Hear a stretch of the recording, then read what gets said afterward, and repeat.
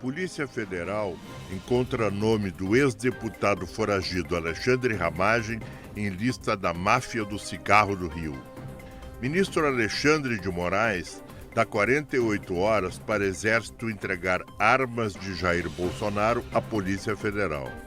E a rede de lojas Havan é condenada por usar a voz do humorista Paulo Vieira em propaganda sem autorização. A Prefeitura de São Paulo detecta 13 milhões de reais em notas suspeitas em contrato de pontos de Wi-Fi pela ONG da produtora do filme Dark Horse. Pelo menos 7 tribunais estaduais driblam teto do Supremo e pagam super salários a magistrados. Começam nos Estados Unidos as audiências públicas para discutir a sobretaxa de 25% aos produtos brasileiros. Homenagem ao falecido líder supremo do Irã reúne multidão de 1 milhão de pessoas na capital do país. TVT News, segunda edição, começa agora.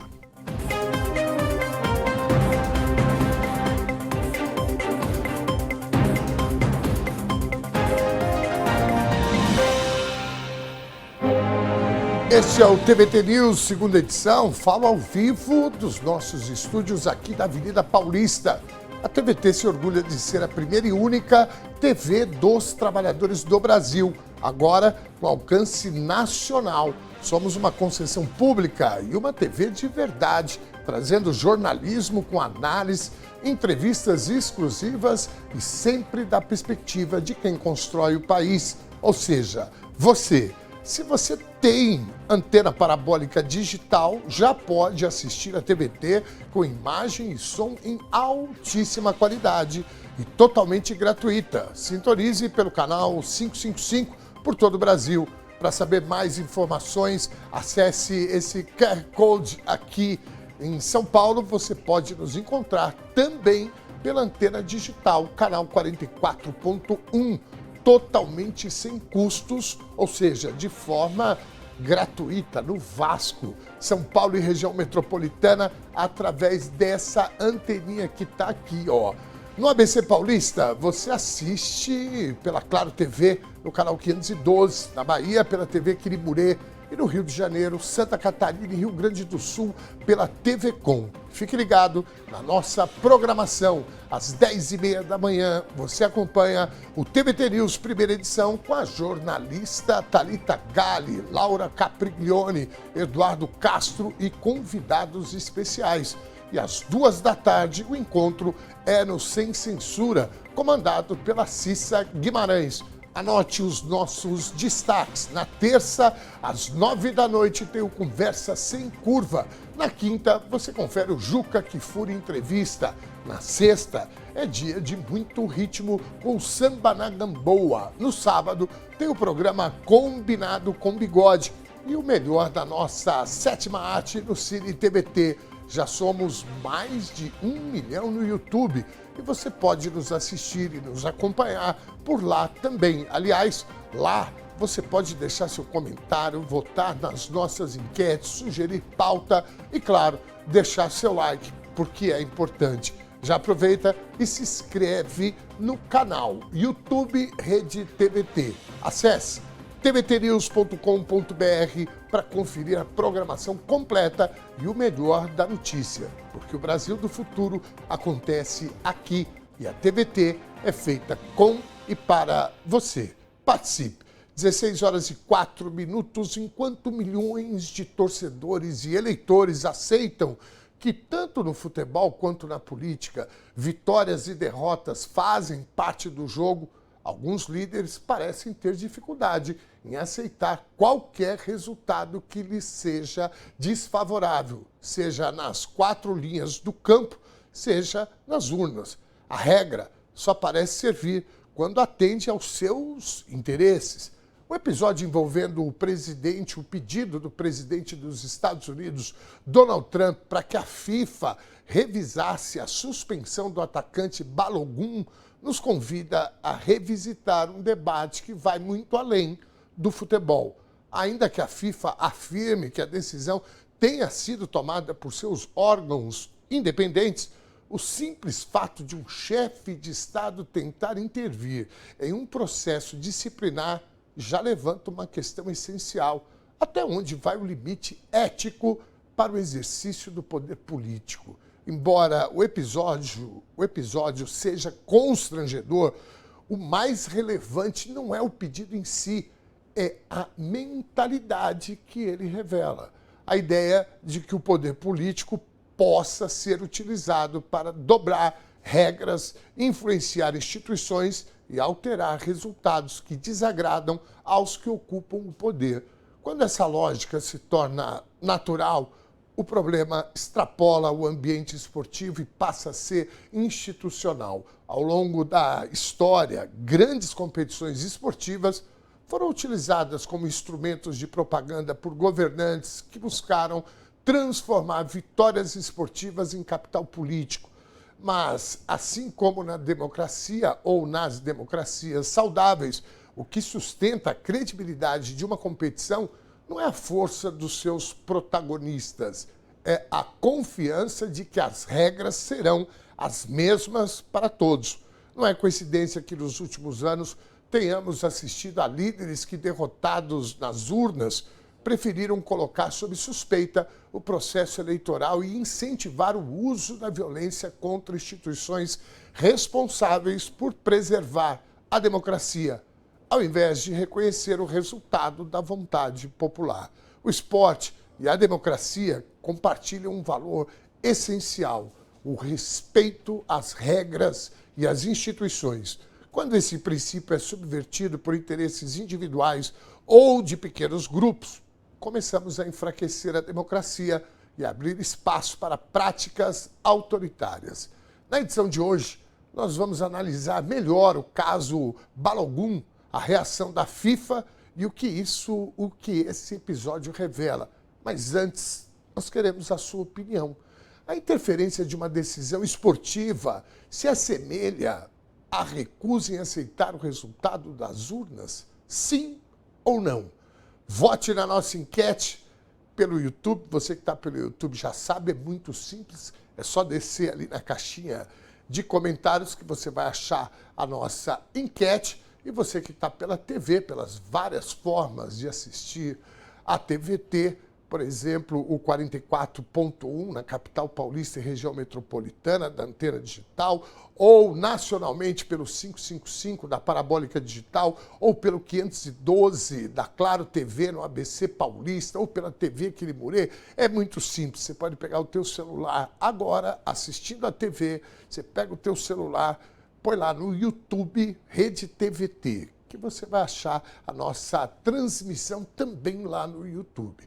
Ou, melhor ainda, a nossa produção produziu aqui um QR Code que está aqui na tela, que você pode simplesmente abrir, virar a câmera do teu celular para o QR Code, que você já vai cair na nossa página do YouTube. Como eu falei, já tem mais de 1 milhão de seguidores lá. Vá para lá, passe a ser nosso seguidor, já dá um like hoje, nessa live de hoje, se puder, compartilha e se puder e quiser participar do nosso financiamento coletivo, é muito simples. Lá tem também Torne-se Membro. E aí você vai fazer parte da família TVT. Vamos em frente, 16h08. Começam nessa segunda-feira as audiências públicas promovidas pelo governo dos Estados Unidos. Uma etapa decisiva na investigação que propõe uma taxação adicional de 25% sobre produtos brasileiros. O processo permite que empresas, associações e governos apresentem argumentos antes de uma decisão final de Washington. As audiências são conduzidas pelo Escritório de Comércio dos Estados Unidos, órgão responsável por formular a política comercial do país e que pode recomendar a imposição de tarifas. A delegação brasileira pretende convencer o governo Trump de que a sobretaxa vai prejudicar não apenas os exportadores do Brasil, mas também as próprias empresas e consumidores estadunidenses. Entre os participantes do debate estão a CNI, a Fiesp e entidades de classe de setores fortes como café, açúcar, calçados, papel e produtos de ferro e madeira.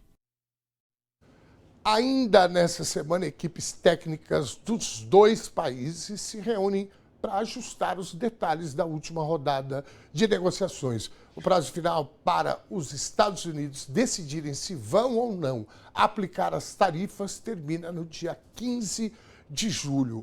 Bom, nós vamos falar daqui a pouquinho, né? A gente tem aí a participação do Reinaldo Leiva sobre a Copa do Mundo, que, aliás, oh, meu Deus do céu, hein, gente? Eu até guardei minha copinha ali, vai ficar mais 4 anos ali, viu? A réplica da Copa do Mundo. Mas a gente tem algumas questões que passam pela Copa do Mundo, como estava aí na escalada, né? Que o Laranjão aí resolveu simplesmente interferir, né? Numa penalização que um jogador dos Estados Unidos teve.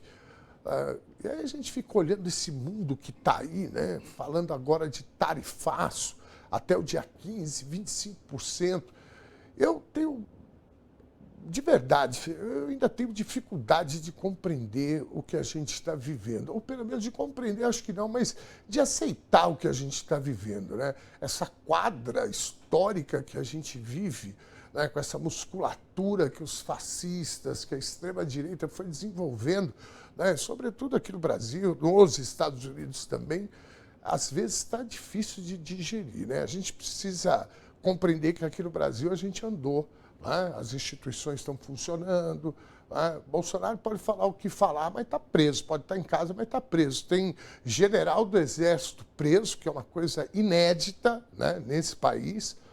Nós temos delegados da Polícia Federal, agentes da Polícia Federal, tem deputado federal fugido para os Estados Unidos. Então, nós estamos caminhando. Agora, tudo isso tem um residual que, às vezes, evidentemente, não é positivo, como essa questão do tarifaço. Depois nós vamos falar também que aquele outro cidadão lá que está concorrendo aí, o Bolsonarinho, né, o Flávio Bolsonaro, parece que está indo para lá, né, que ele quer fazer parte dessa discussão.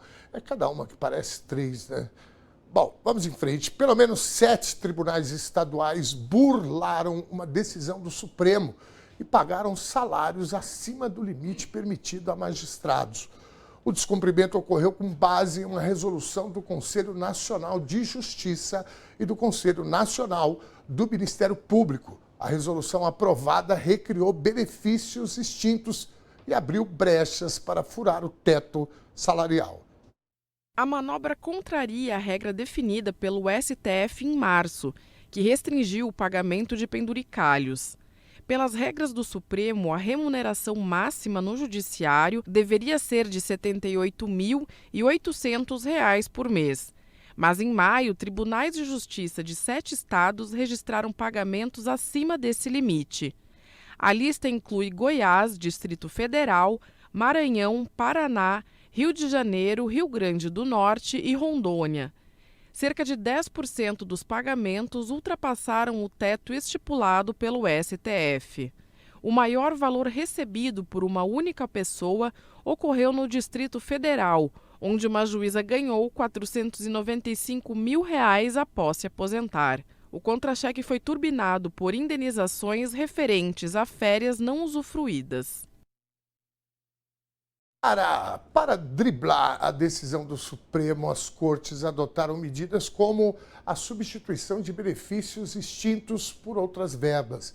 Um exemplo é a assistência pré-escolar, que mudou de nome e passou a ser paga como uma gratificação de proteção à primeira infância e à maternidade.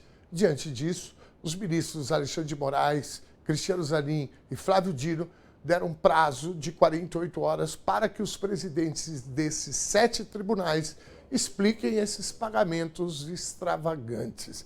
Olha, eu tinha um ditado lá em Diadema, de onde eu venho, que era o seguinte: o que menos anda, voa. Né? Que é um pouquinho o que a gente vê aí, essa turma, né, que quer ver aquele Brasil província. Né? Eu cito sempre aqui aquela obra do Jorge Amado, né? Sucupira, aquela cidadezinha que tinha aqueles, né, coronéis, e a gente está vendo isso também no futebol. Né? Copa do Mundo agora, o presidente lá, ele acha que ele pode ligar para o cara da FIFA e falar: não, tira aí a nossa... Bom, vamos em frente. Hoje é dia de Isso é Urgente. Roda aí.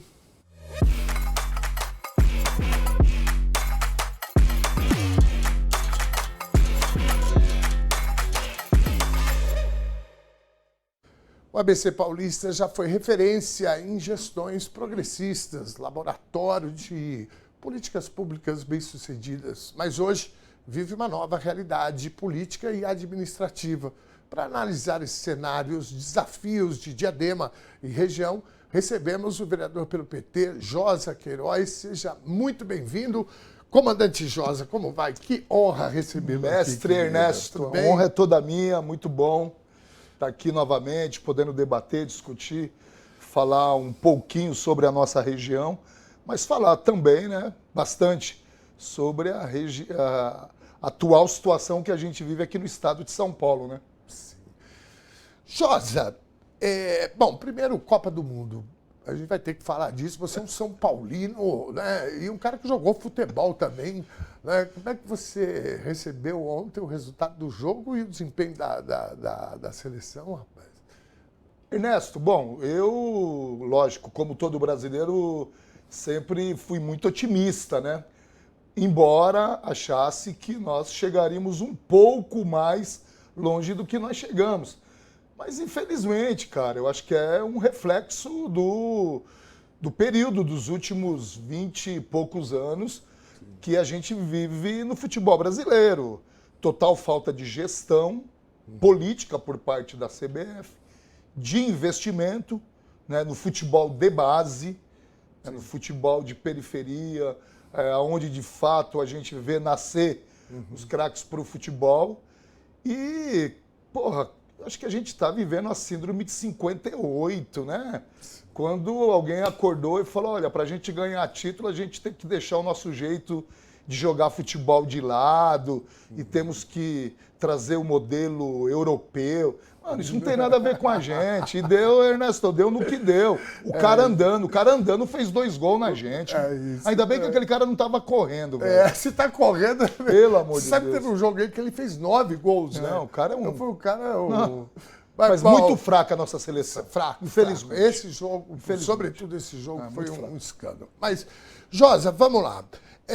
O grande ABC Paulista, né? A gente fala ABCDMRR, né? Que é a composição das 7 cidades. Eu falei aqui na abertura que o Partido dos Trabalhadores teve o primeiro prefeito operário eleito no Brasil, lá em Diadema, com Gilson Menezes, em 82, se não me engano. Isso né? mesmo. Depois nós tivemos o prefeito Felipe, que foi, acho que, o campeão de gestões. Celso né? Daniel. Aí Celso Daniel, Marinho Marinês em Ribeirão. Muito bem. Nós temos O único lugar que nós não administramos foi São Caetano e Rio Grande. Rio Grande da Serra. Chegamos, inclusive, a administrar simultaneamente 5 das 7. Exatamente. Eu sempre falo que ali foi um laboratório, sobretudo Diadema e Santo André com o Celso, né? E depois de execução mesmo, São Bernardo, como você falou, Luiz Marinho. Luiz Marinho. Bom, muita coisa mudou nesse cenário político, sobretudo em São Bernardo. Então eu queria, aliás, no ABC, eu queria te perguntar como está o consórcio do ABC, que também tinha uma tradição muito grande, um polo importante que tinha ali. E qual é essa importância da interligação, não só dos 7 municípios, mas, sobretudo, com o estado de São Paulo? Como é que está essa articulação e o que você pensa sobre Ernesto, isso? dividir rapidamente essa leitura em 3 momentos.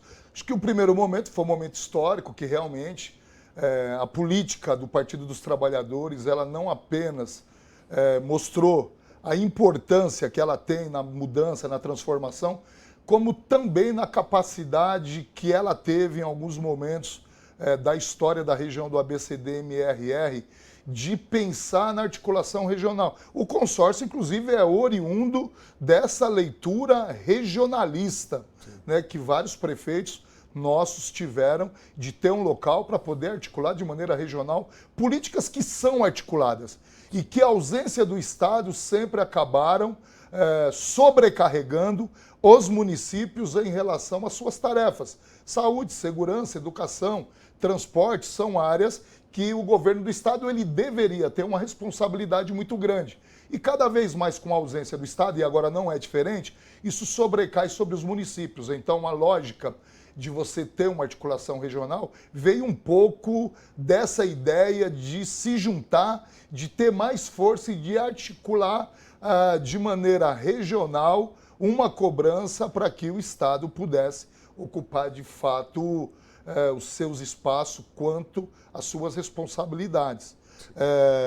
É óbvio que ao longo dos anos nós vivemos momentos de muitas mudanças, de muitas transformações, de alternância de poder, isso é uma coisa que a gente tem que levar em consideração, mas também de um perfil na região do ABCD que ele teve uma transformação muito grande.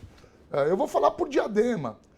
E a gente pode usar Diadema como exemplo para outras cidades, São Bernardo, Santo André, mesmo Mauá, cidades vizinhas. Na década de 80 nós tínhamos uma realidade muito distinta, né?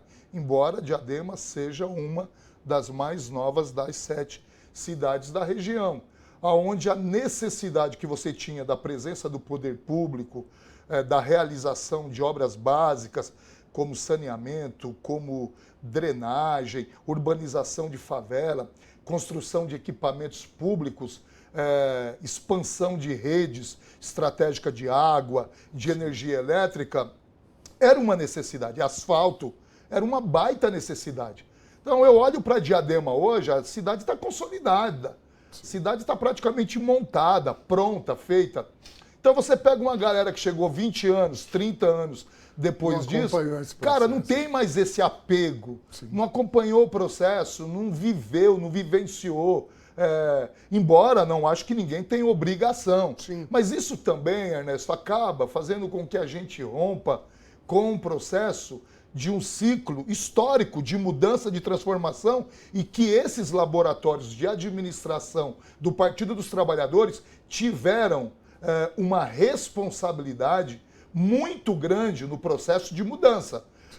A gente está falando de uma região onde a industrialização era o carro-chefe, as maiores montadoras, uma rede muito grande que reverbera em torno dessas montadoras. A gente, de 20, 30 anos para cá, nós tivemos uma mudança, inclusive em relação à saída de várias dessas montadoras, e não, eu estou falando apenas das grandes, não. Sim. A gente percebe... Que mexe a cadeia toda também. Que mexeu com a cadeia, que você tem um processo de desindustrialização, sim, na região. Isso também tem uma alteração e tem uma mudança no perfil das pessoas que residem naquela região, sim, que automaticamente eram pessoas que tinham uma relação política de muito mais participação, cobrança, sim, advindas, inclusive, da luta do movimento sindical. Sim. Então, você pega hoje, você tem uma parcela muito grande, sim, que está na pejotização, meu irmão, sim, que está nessa lógica de ser MEI, entendeu? Ou de ser empreendedor. Não os do Marçal, né? Sim, não. Esses não, né? Só um parênteses, Jorge, porque eu cheguei em Diadema em 79, então eu acompanhei todas essas mudanças e, para além das mudanças, a forma que foram feitas essas mudanças. Quando você fala dessa relação política que o cidadão e a cidadã, sobretudo lá em Diadema, mas outras cidades também, uma relação política com a cidade, de participação, eu me lembro do orçamento participativo, que era, né, juntava o prefeito, dividia a cidade por regiões e fazia eleição, né, sobre prioridades. Tudo isso vai politizando e também, né, criando uma consciência cidadã. Eu me lembro que no início dos anos 80, muitas coisas eram feitas lá, inclusive eu preciso lembrar que o seu Zé do Norte, teu pai, que eram feitas com mutirões, com uma lógica de completa solidariedade entre, né, os moradores. E foi assim que a cidade foi construída e também as forças políticas. Você traz um quadro hoje, inclusive do perfil econômico, né, da cidade e da região, que tem um desafio aí para o Partido dos Trabalhadores. Eu queria que você falasse um pouco sobre isso, sobre esse desafio. Né? Você começou já na tua explanação falando sobre essa questão da pejotização, né, dos empreendedores. Eu queria que você falasse sobre isso. Ernesto, acho que mais do que a gente dialogar com esse novo modelo, e é importante, acho que qualquer instituição como o PT que se propõe a disputar espaços de governabilidade, de governança, de governabilidade não, de governança. A governabilidade passa a ser um grande problema depois que você ocupa os espaços de governança, de poder, precisa evidentemente que estar antenado nessa nova realidade. Nós temos um novo modelo de sociedade que a gente precisa, de fato, identificar quais são as necessidades, que não são as mesmas da década de 80, da década de 90, mas é de fundamental importância que a gente também dialogue com questões que deram muito certo. Sim. Eu não sei em que momento que se perdeu a essência do debate e da discussão desse rompimento, na minha opinião, precoce, do modelo de participação popular. Sim. Cara, eu sou muito adepto desse modelo. Sim. Eu acho que independente de você ter um avanço e uma mudança de comportamento das pessoas, mas você deve procurar também ir se adequando a essas novas realidades, mas não perder esse centro, que é o estímulo permanente à participação, ao envolvimento das pessoas e, consequentemente, ao processo de politização. Sim. E, mais do que isso, de renovação, Ernesto, de quadros, cara. Sim. Eu acho que o grande desafio nosso, e eu não estou querendo romantizar, apesar que eu trago no meu DNA uma formação política, e eu faço questão de falar isso, não tem problema nenhum. Eu sei que tem muita gente, inclusive dentro do próprio partido, que torce o nariz, mas eu sou militante raiz, cara.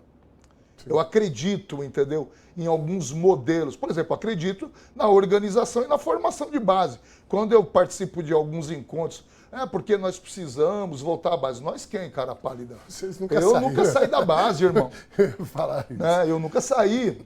Eu vivo a base, eu vivo minha comunidade, eu vivo o meu bairro, eu vivo o boteco, eu vivo a igreja, eu vivo o terreiro, eu vivo a Dona Maria, eu vivo o Seu José, eu vivo a realidade de quem está no dia a dia, vivenciando todas as dificuldades que a região periférica estabelece para uma parcela grande da população.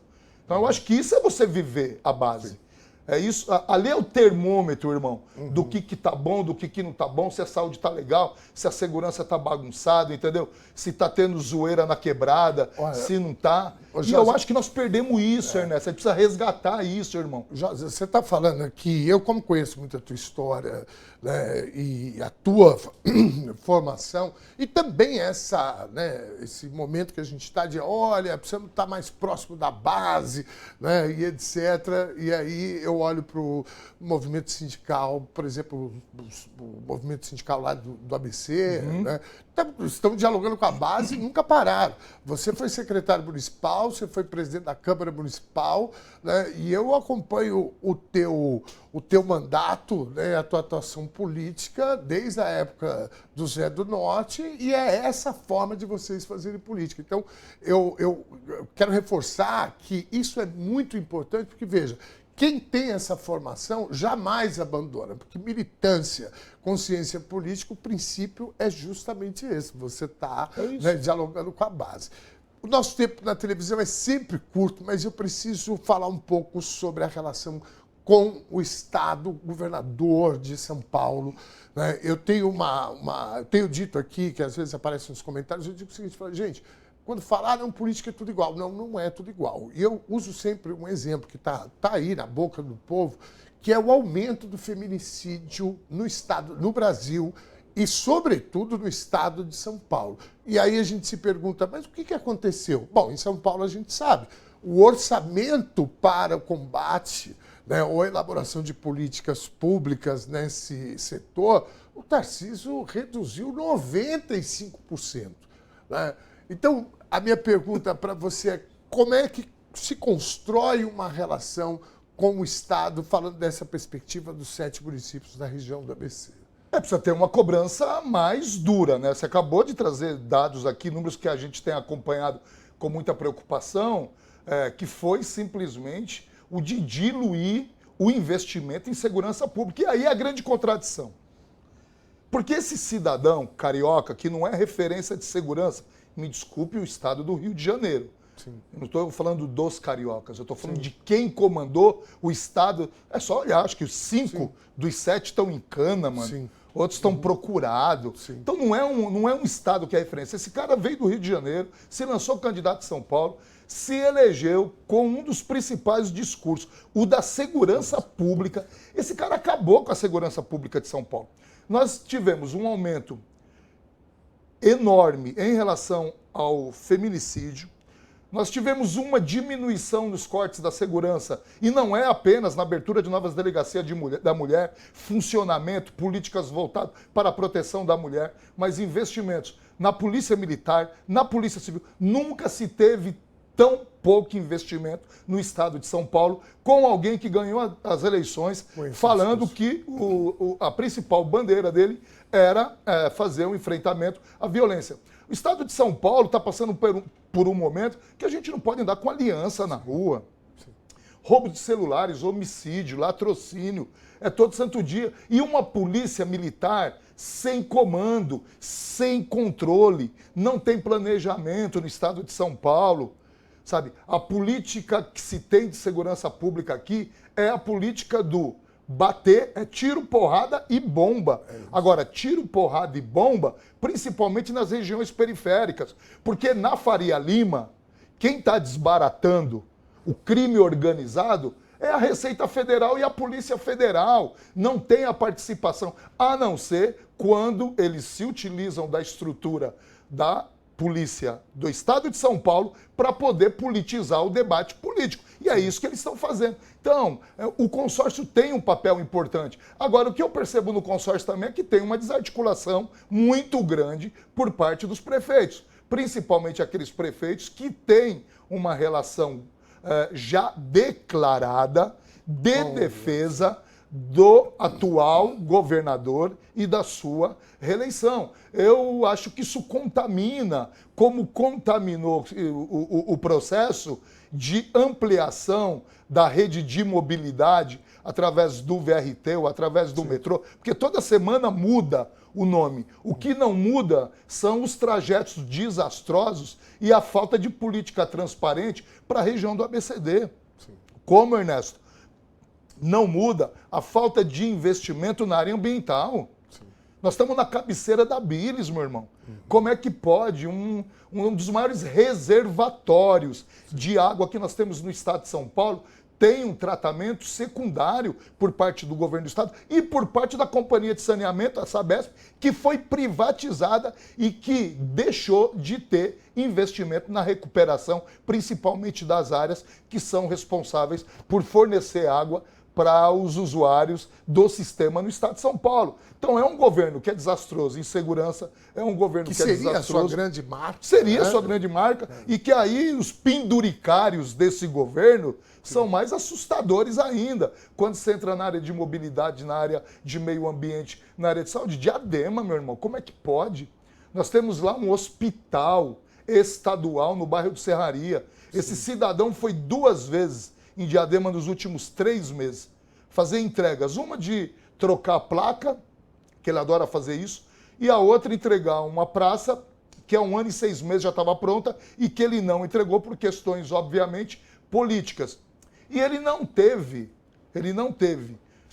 a responsabilidade de dar um pulinho lá no Hospital Serraria, onde nós estamos sem um aparelho de ressonância magnética há mais de 1 ano e meio, onde 50% de um hospital regional com capacidade para poder atender uma série de especialidades, principalmente de regulação do CROSS, entendeu? Simplesmente não funcionam.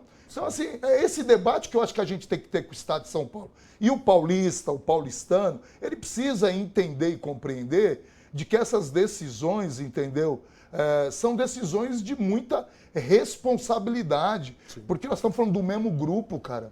É o mesmo grupo, só muda a mosca, que o cheiro é o mesmo. É o mesmo grupo, cara. Sim. Mesmo grupo que vem desde 98, começou na privatização da Enel, pelo Covas, agora da Sabesp, e estão entregando todo o patrimônio do estado de São Paulo. E é free flow para todo lugar. Ou seja, precisa debater melhor o Estado, né? Josa, nós temos...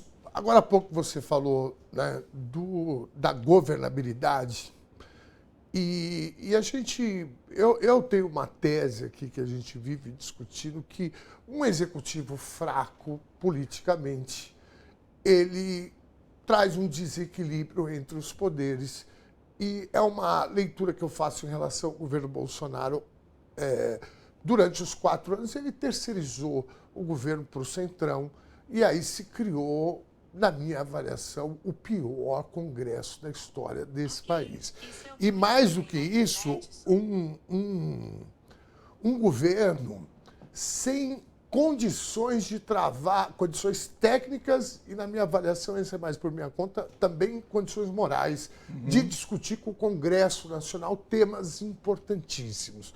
Me parece que quando o presidente Lula reassume o governo, a gente tem acompanhado as pautas bombas e todas aquelas relações e armadilhas e cascas de banana. A importância da gente, nesse ano que a gente tem a maior festa da democracia, que são, né, as eleições, que a gente precisa olhar para o legislativo de forma...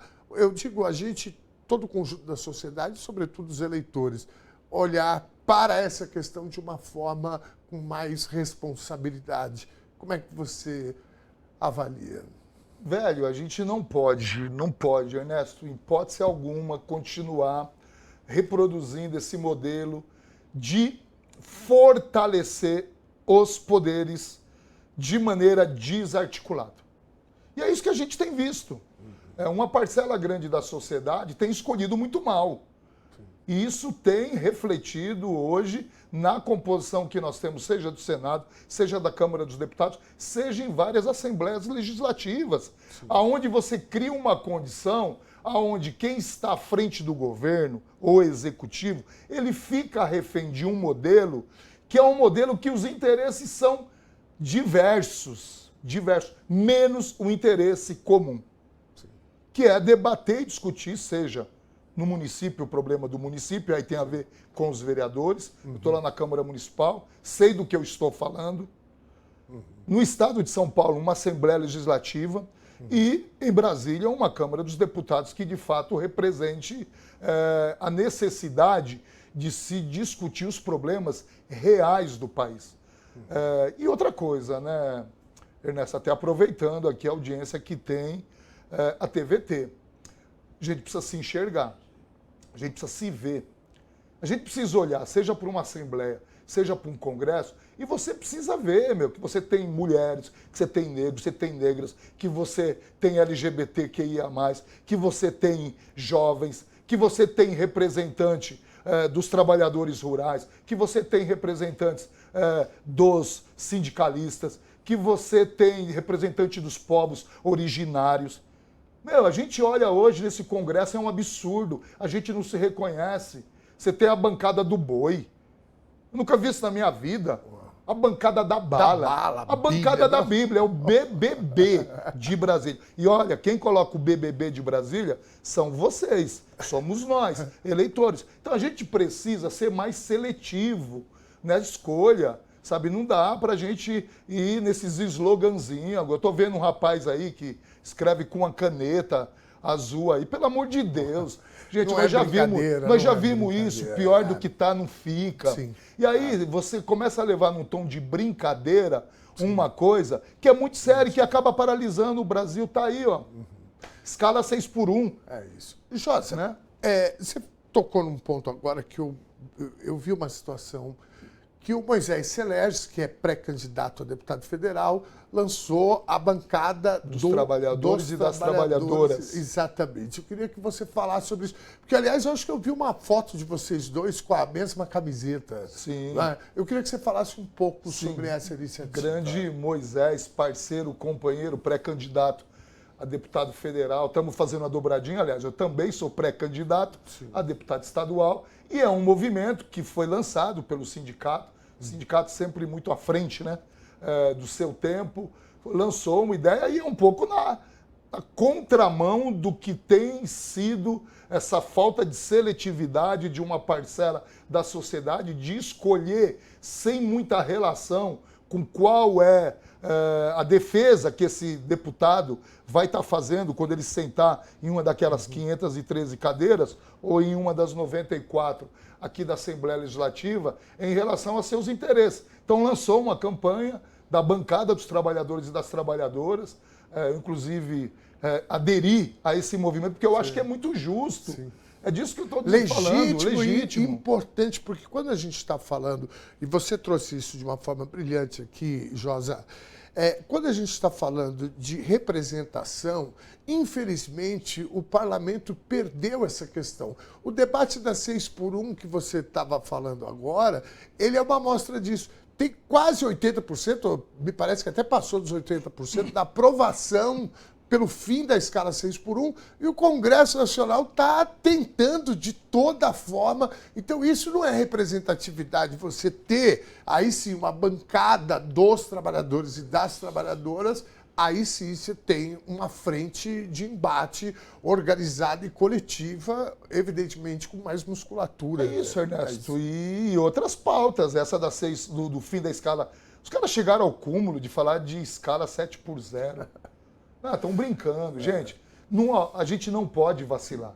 Essa eleição não é sobre apenas qual é o futuro modelo de sociedade que nós iremos deixar para as próximas gerações.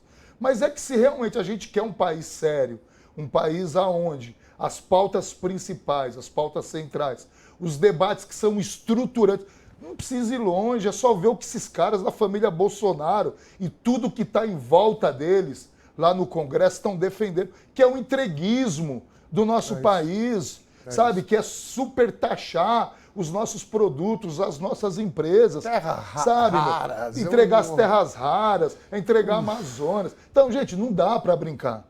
Não dá. Então, nós vamos entrar em um período daqui a pouco, que é o período de escolha, que nós precisamos, de fato, buscar, e a gente tem mecanismos. Né? Não dá mais para apostar que eu vou pegar um papelzinho na porta da escola, Unidunité, o escolhido foi você. Não, meu. Não vai colocar a raposa para tomar de conta do galinheiro. A gente precisa, de fato, eleger deputados e deputadas, seja para ocupar o Congresso, seja para as Assembleias Legislativas, que tenham relação de verdade com a vida real, de como ela é, como funcionam as coisas. Não adianta você simplesmente... Eu estou vendo, aí tem um movimento, nada contra, viu? Galera, não me leve a mal. Influenciador. Tem gente que não influencia nem a própria vida, meu. O cara tem 3 milhões de seguidores, ele é influenciador de amarrar cardaço.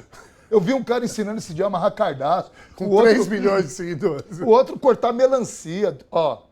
Bom, melhorou, porque tem gente que foi eleito no Ceará ensinando a raspar o toba. Rapaz, né? tem um cidadão aí que é... Então, é disso que nós estamos falando. Então, Ernesto, é desse tipo de comportamento de pessoas que estão em locais importantes, espaço de decisão, e que nós, eleitores, acabamos contribuindo para que sejam essas pessoas que vão dialogar sobre os interesses do país. Então é óbvio que se vai ter um cara como Lula, que vai querer, trazer um monte de pauta importante, de debater, de discutir temas que são estratégicos para poder garantir não apenas a soberania, mas para poder ampliar os direitos dos trabalhadores, das trabalhadoras, e de levar política para onde mais necessita, para onde mais precisa, que são as regiões de maior vulnerabilidade social, que são as pessoas que precisam mais e necessitam mais da presença do Estado.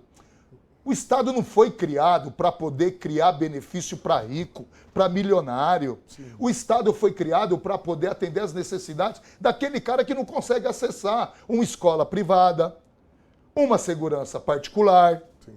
Meu irmão, é disso que se trata. Uma saúde, uma saúde, onde eu tenha meu convênio médico. É para isso que nós brigamos, sabe? Pelo Fundeb, é para isso que nós brigamos pelo SUS, é para isso que nós brigamos por um sistema que faça com que o Estado esteja presente nesses locais. Agora, isso só vai acontecer se o seu representante, se o meu, se o nosso representante, ele tiver uma relação com essa realidade. Se ele for um cara, meu irmão, que está preocupado de aprovar isenção de imposto para super rico, ou para jet ski, ou para...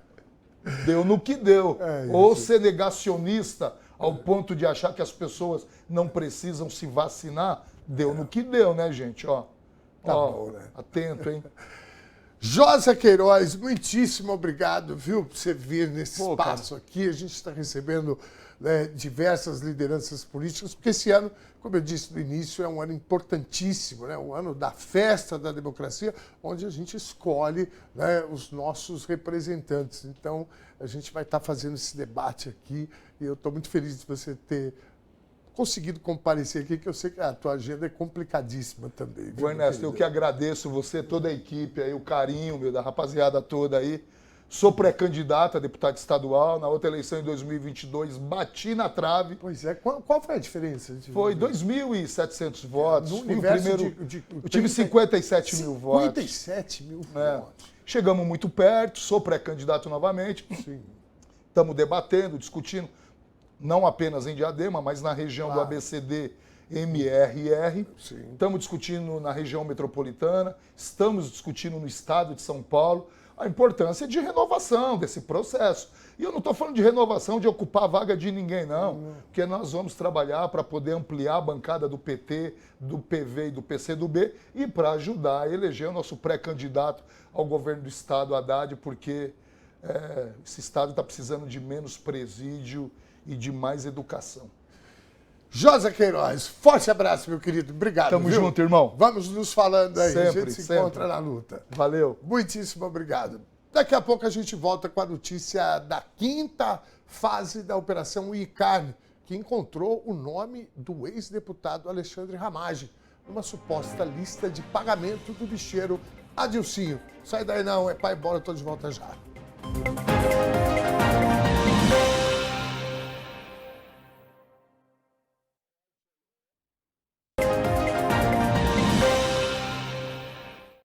Este é o TVT News, segunda edição, 16 horas e 49 minutos. Vamos para o nosso giro de notícias. Roda a vinheta aí.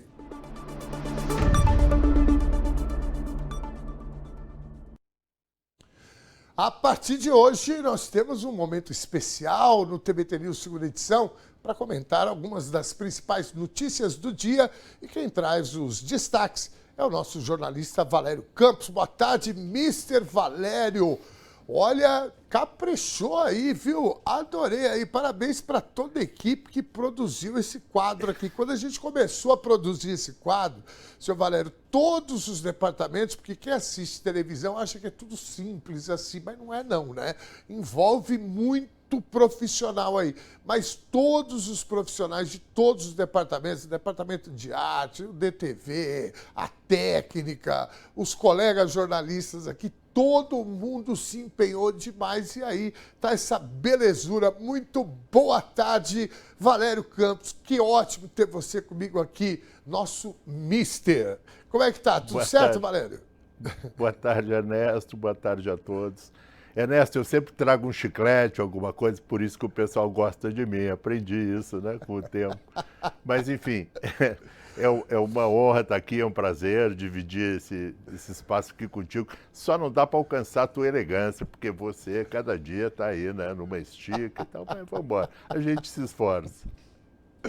Muito bem. Vamos lá começar com o nosso giro de notícias. Quais os destaques de hoje, Valério? Ernesto, a política brasileira, a gente lida com ela todo dia, e não é nem porque a gente ame isso, né? Porque é o nosso trabalho, porque se a gente pudesse, né? Tá longe de muita coisa aí, a gente estaria com a cabeça, o coração talvez mais leve, né? Enfim, uma coisa que um momento diferente da política brasileira, diferente no mau sentido, né? É a lista do Adilcinho. Agora vê a que ponto chegamos, né? No Rio tem um grande bicheiro, que é o Adil. Como é? Vamos ver aqui no TP.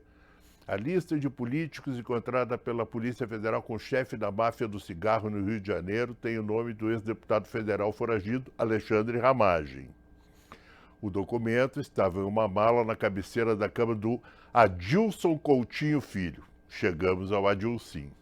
Então, a lista do Adilcinho, ela tem 25 políticos. E o que está acontecendo com ela faz parte, essa investigação faz parte da Operação Unha e Carne. Então, o que tem essa lista, Ernesto? 25 nomes. Eles não foram divulgados todos ao mesmo tempo. A gente não conhece, inclusive, a maioria dos nomes que estão ali. Então, vai vindo aos poucos. Como você gosta de falar, né? Puxa a pena, vem a granja inteira. Puxou a primeira pena, apareceu Cláudio Castro, aquele impoluto, né? Ex-governador do Rio. E agora, 2, 3 dias depois, aparece quem? Alexandre Ramagem. Esse não podia faltar, né? Alexandre Ramagem, ele era delegado da Polícia Federal, ele fazia segurança do Bolsonaro, ele ficou amigo, digamos assim, né, do clã Bolsonaro, tanto que ele foi nomeado depois para a ABIN, a Agência Brasileira de Inteligência, onde ele fez horrores. Ele simplesmente espionava, porque os Bolsonaro, a gente aprendeu isso aí com o tempo, os Bolsonaro não têm adversários, eles têm inimigos. Se você não faz parte do esquema, você simplesmente tem que ser eliminado. E o Ramagem se prestou a esse serviço sujo. Ele espionava, eles compraram equipamento de Israel, equipamento ultra sofisticado, né, que vê pelo teu celular onde você está e onde você foi, com quem falou, controla a vida da pessoa, enfim. Essa lista do Adilcinho, supostamente, quem está ali era quem estava envolvido numa lavagem de dinheiro e recebia mesada. Então, esses 25 políticos tinham a mesada do Adilcinho. Vamos ver aqui, no caso do Ramagem, vamos conferir aqui os valores. Sobe aí um pouquinho, Dani. Nas planilhas apreendidas aparecem 4 citações diretas à Ramagem.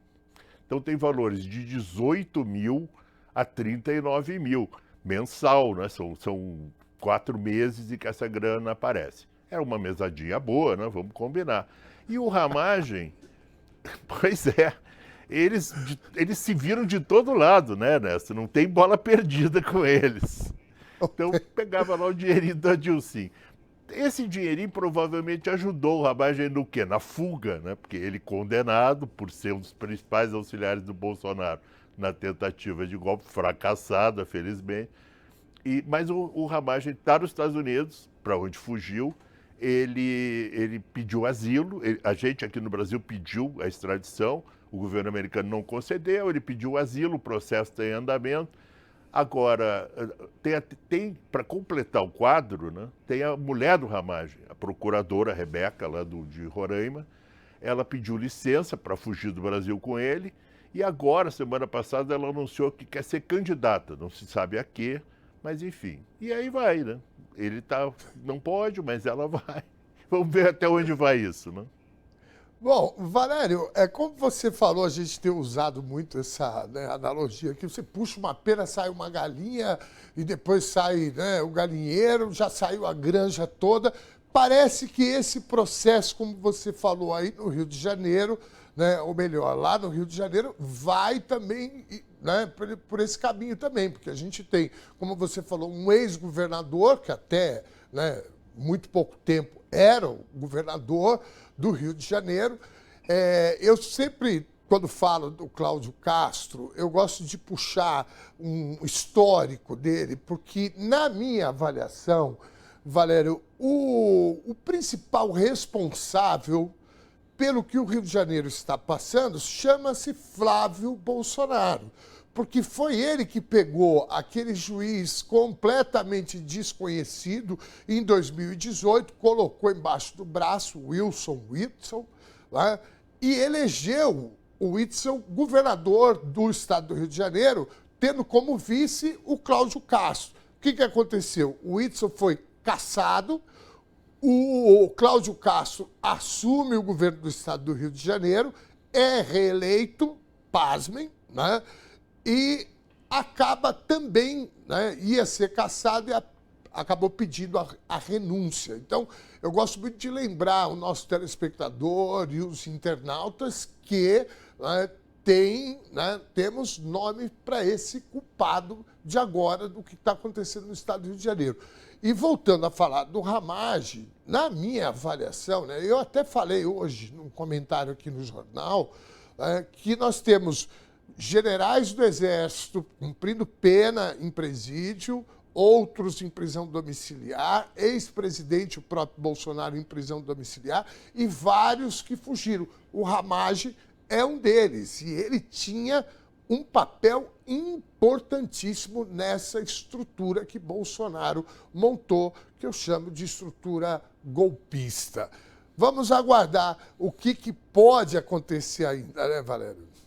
Ernesto, queria até chamar a atenção para um detalhe. Como é que a direita age, né? Como é que a direita se organiza?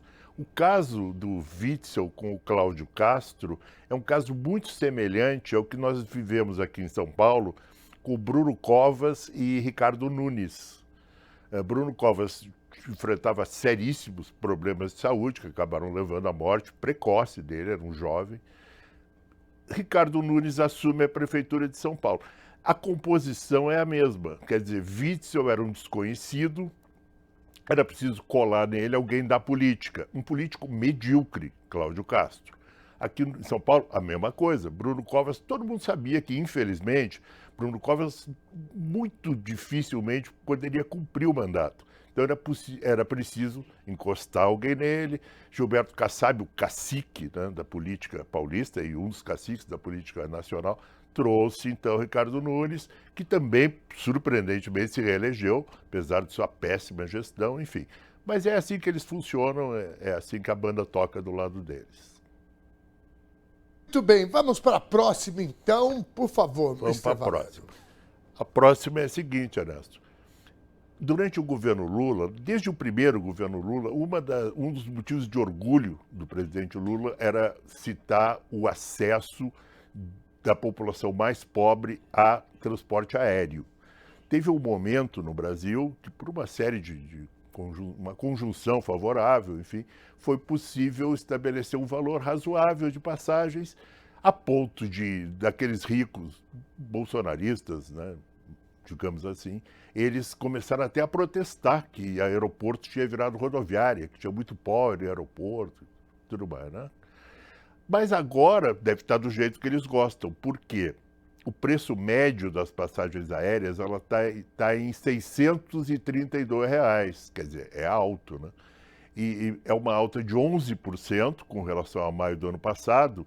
E a causa principal é o aumento dos preços da querosene de aviação. Esse que é um negócio importantíssimo na composição do preço, subiu 68% graças ao amigo Trump, muito fortemente graças ao ataque ao Irã, ao fechamento do Estreito de Hormuz e tudo mais. Consequência, pobre voltou a andar de ônibus. E não só pobre, né? Brasileiros médios como nós voltaram a andar de ônibus. A prova disso é que agora, nessas férias de julho, a procura por viagens interestaduais de ônibus deve crescer pelo menos 4%. Num país como o Brasil, bilhões de pessoas, 4% é bastante coisa.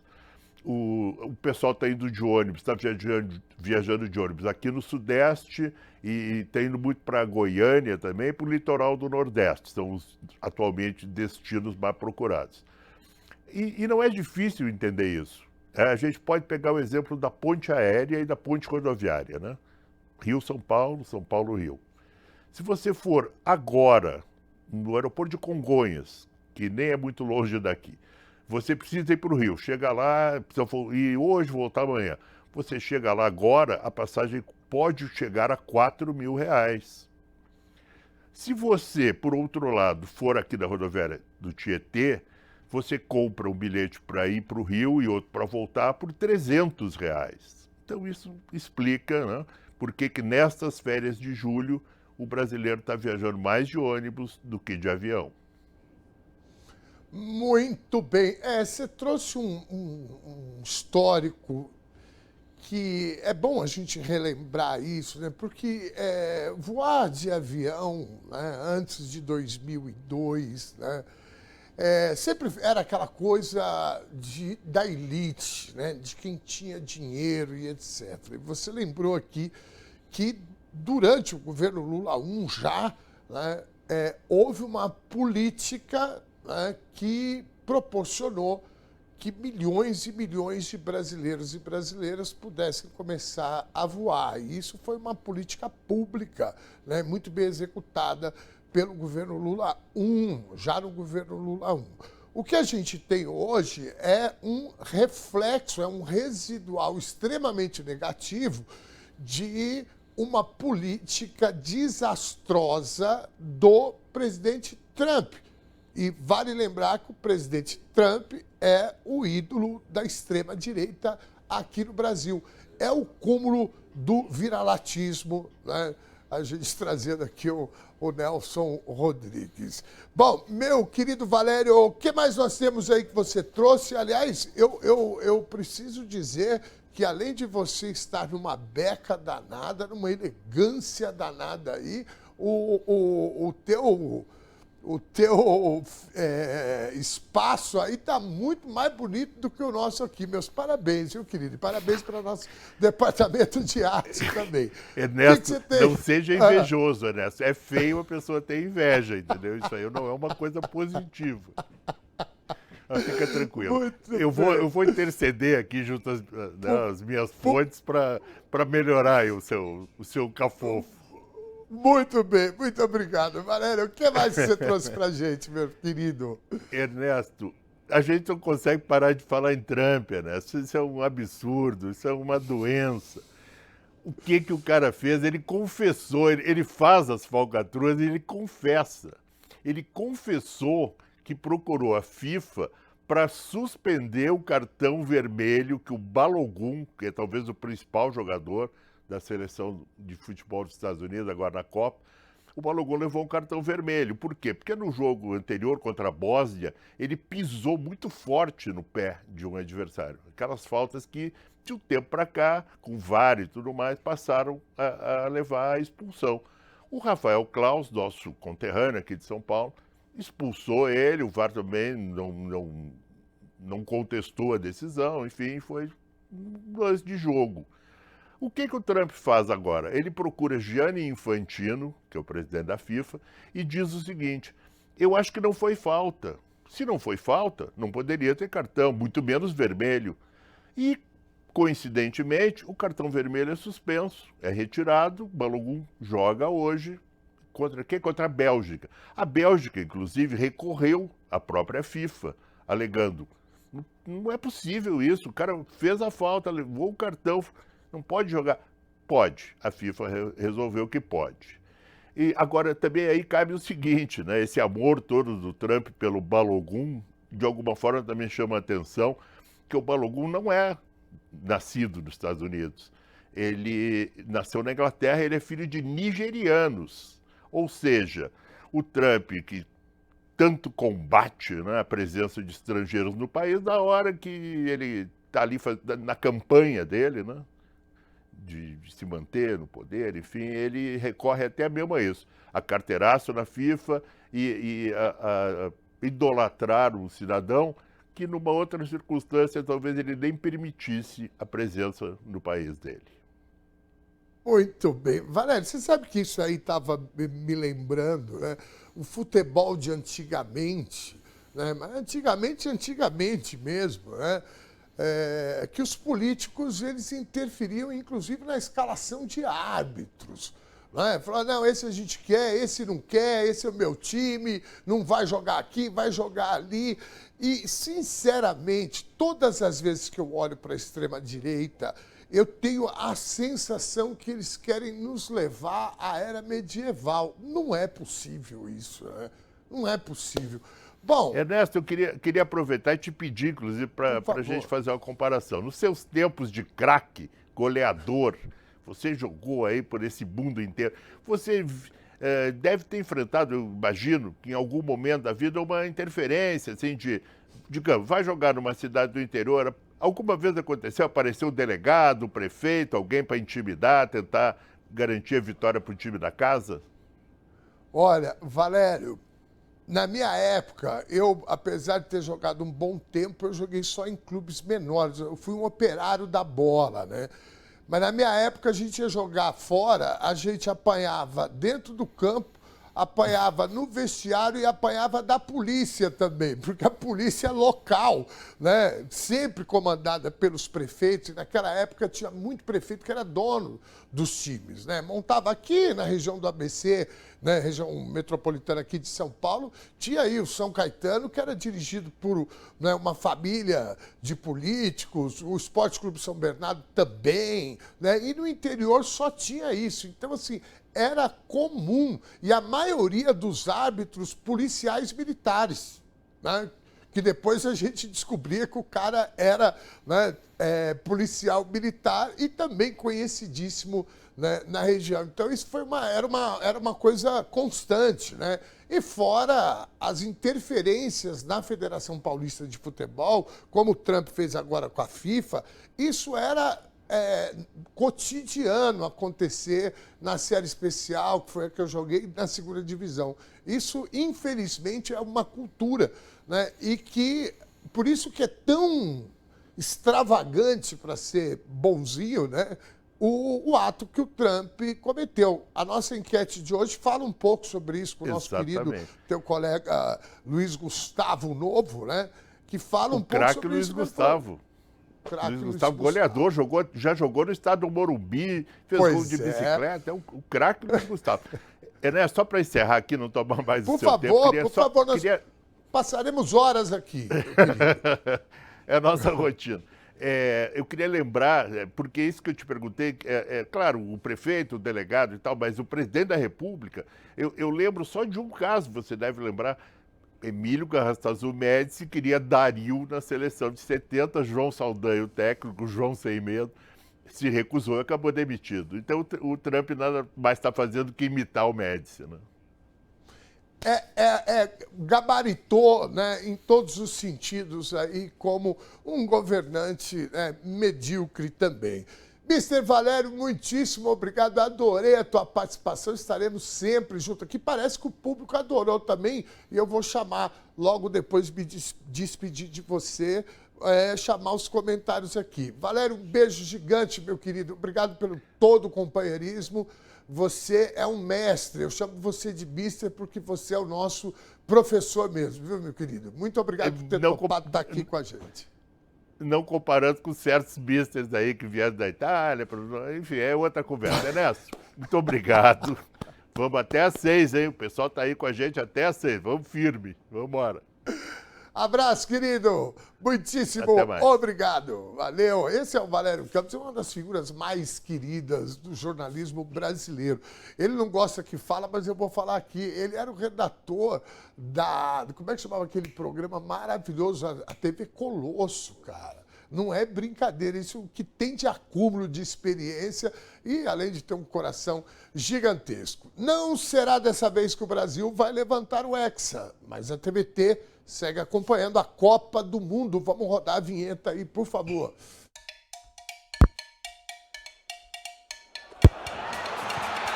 TVT, torcendo junto com o Brasil.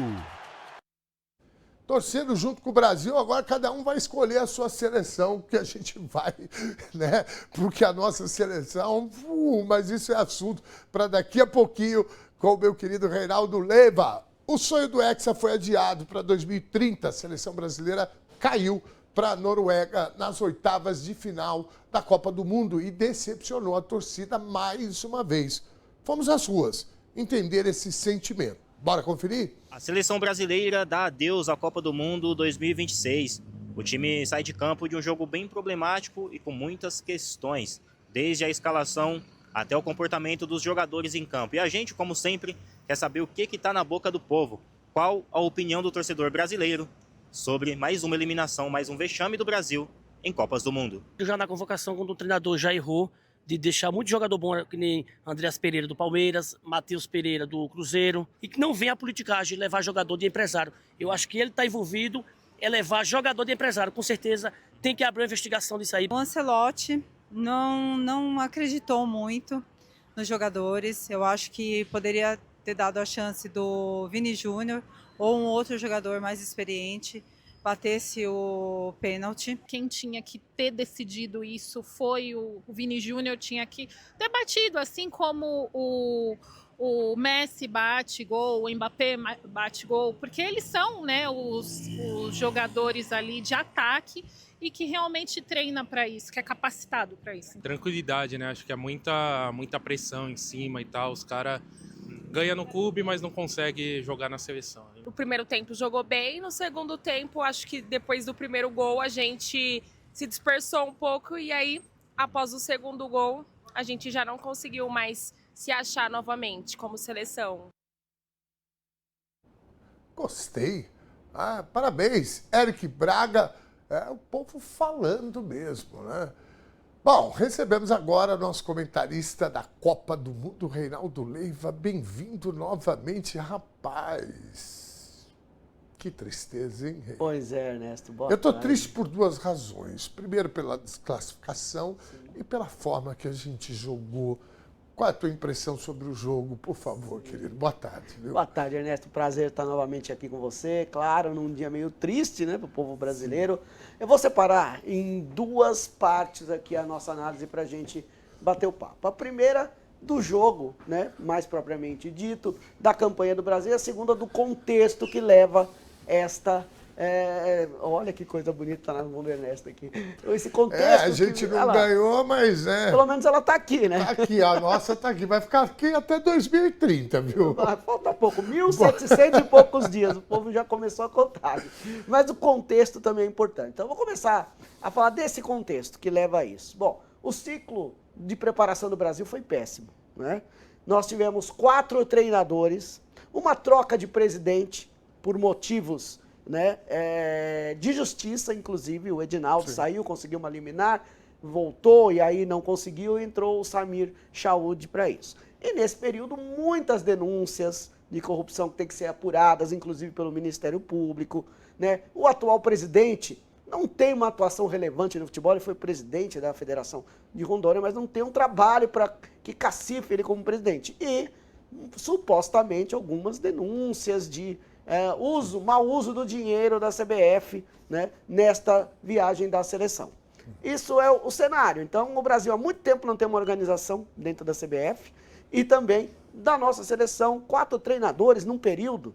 Né? O Brasil foi 5º nas eliminatórias. Isso já dava um indício, né? E ninguém tinha aqui. Eu falei no primeiro programa, olha, a única seleção que eu não vi com uma cara de time é o Brasil. Isso após a primeira rodada. E isso se confirmou.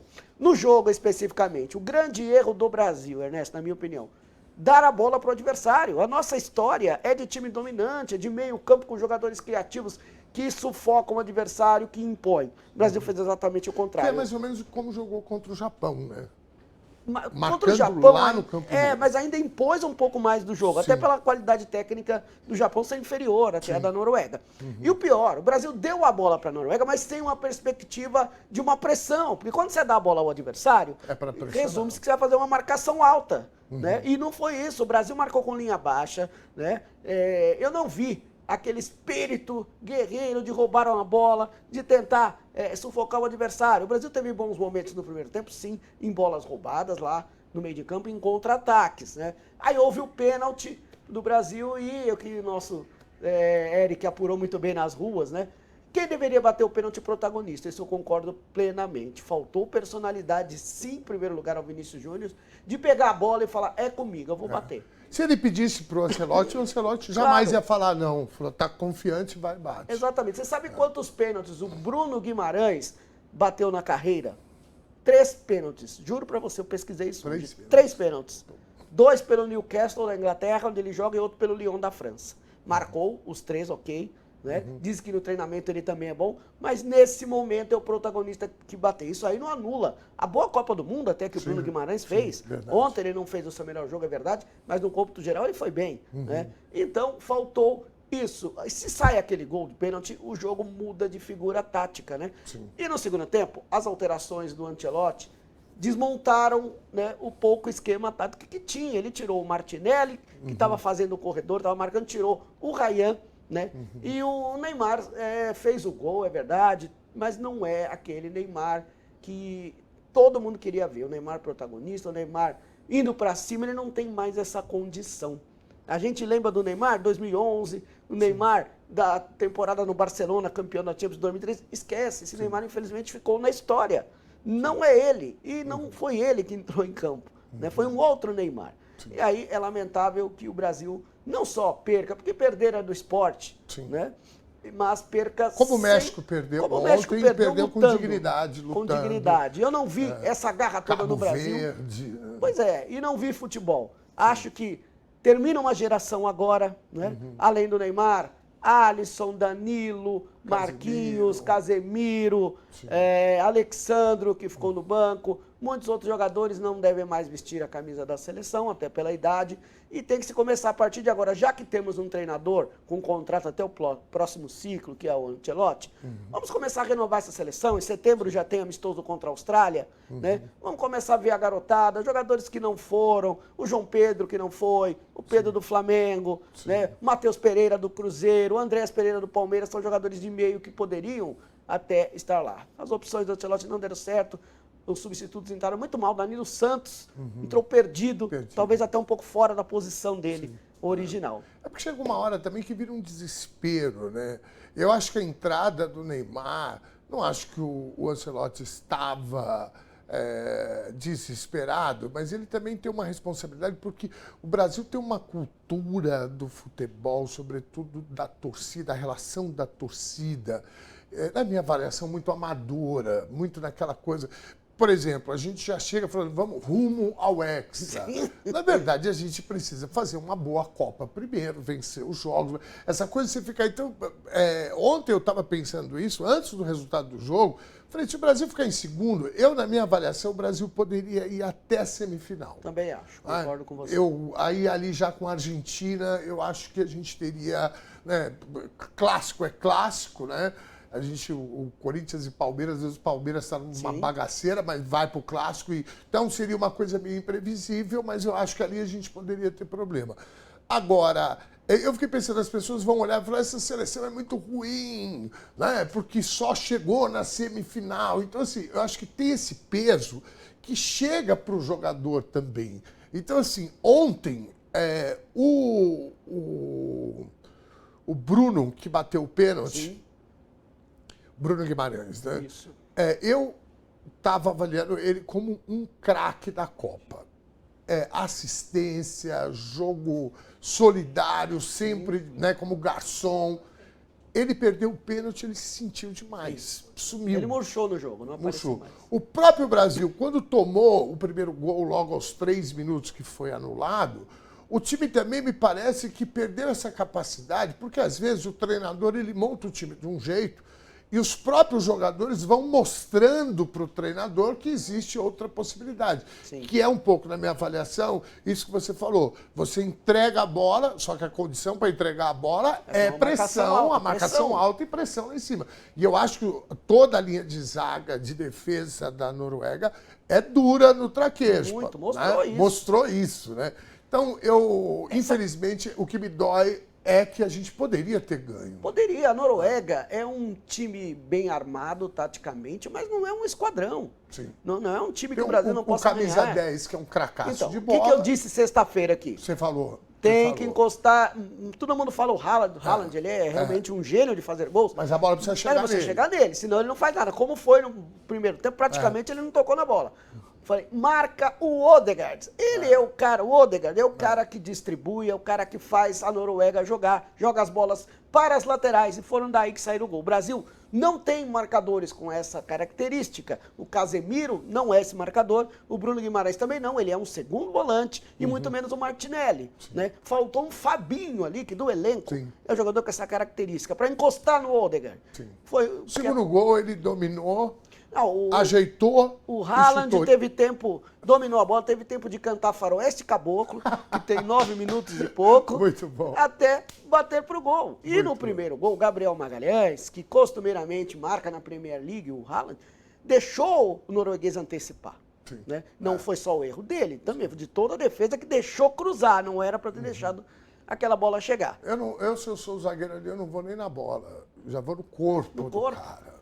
Vamos disputar o espaço lá em cima. Você viu como o próprio Haaland fez no finalzinho do primeiro tempo? Ele foi no corpo do Gabriel Magalhães, a bola sobrou pro Odegaard e aí o Alisson fez uma grande defesa. Senão o Brasil iria pro intervalo já perdendo. Bom, agora tem que se lamber as feridas, fazer um planejamento melhor. O Brasil, vamos lembrar, foi 5º colocado nas eliminatórias. Sim. Fez um ciclo muito ruim, tecnicamente, politicamente. Né? Eu acho que agora o Ancelotti tem esse contrato e vai ter que realmente começar do zero um trabalho, um novo ciclo e dar muita chance para jovens. Né? Desse grupo, eu acho que, por exemplo, o Ryan, o jogador que mostrou, pode continuar. O Martinelli. Eu fiquei triste na hora que ele saiu, eu falei, nós vamos perder Eu também esse não jogo. entendi porque ele saiu, não deveria ter saído. Se bem que o Ryan, eu acho que ele cometeu um problema, um pecado, ele não foi para a linha de fundo, ele não deu profundidade.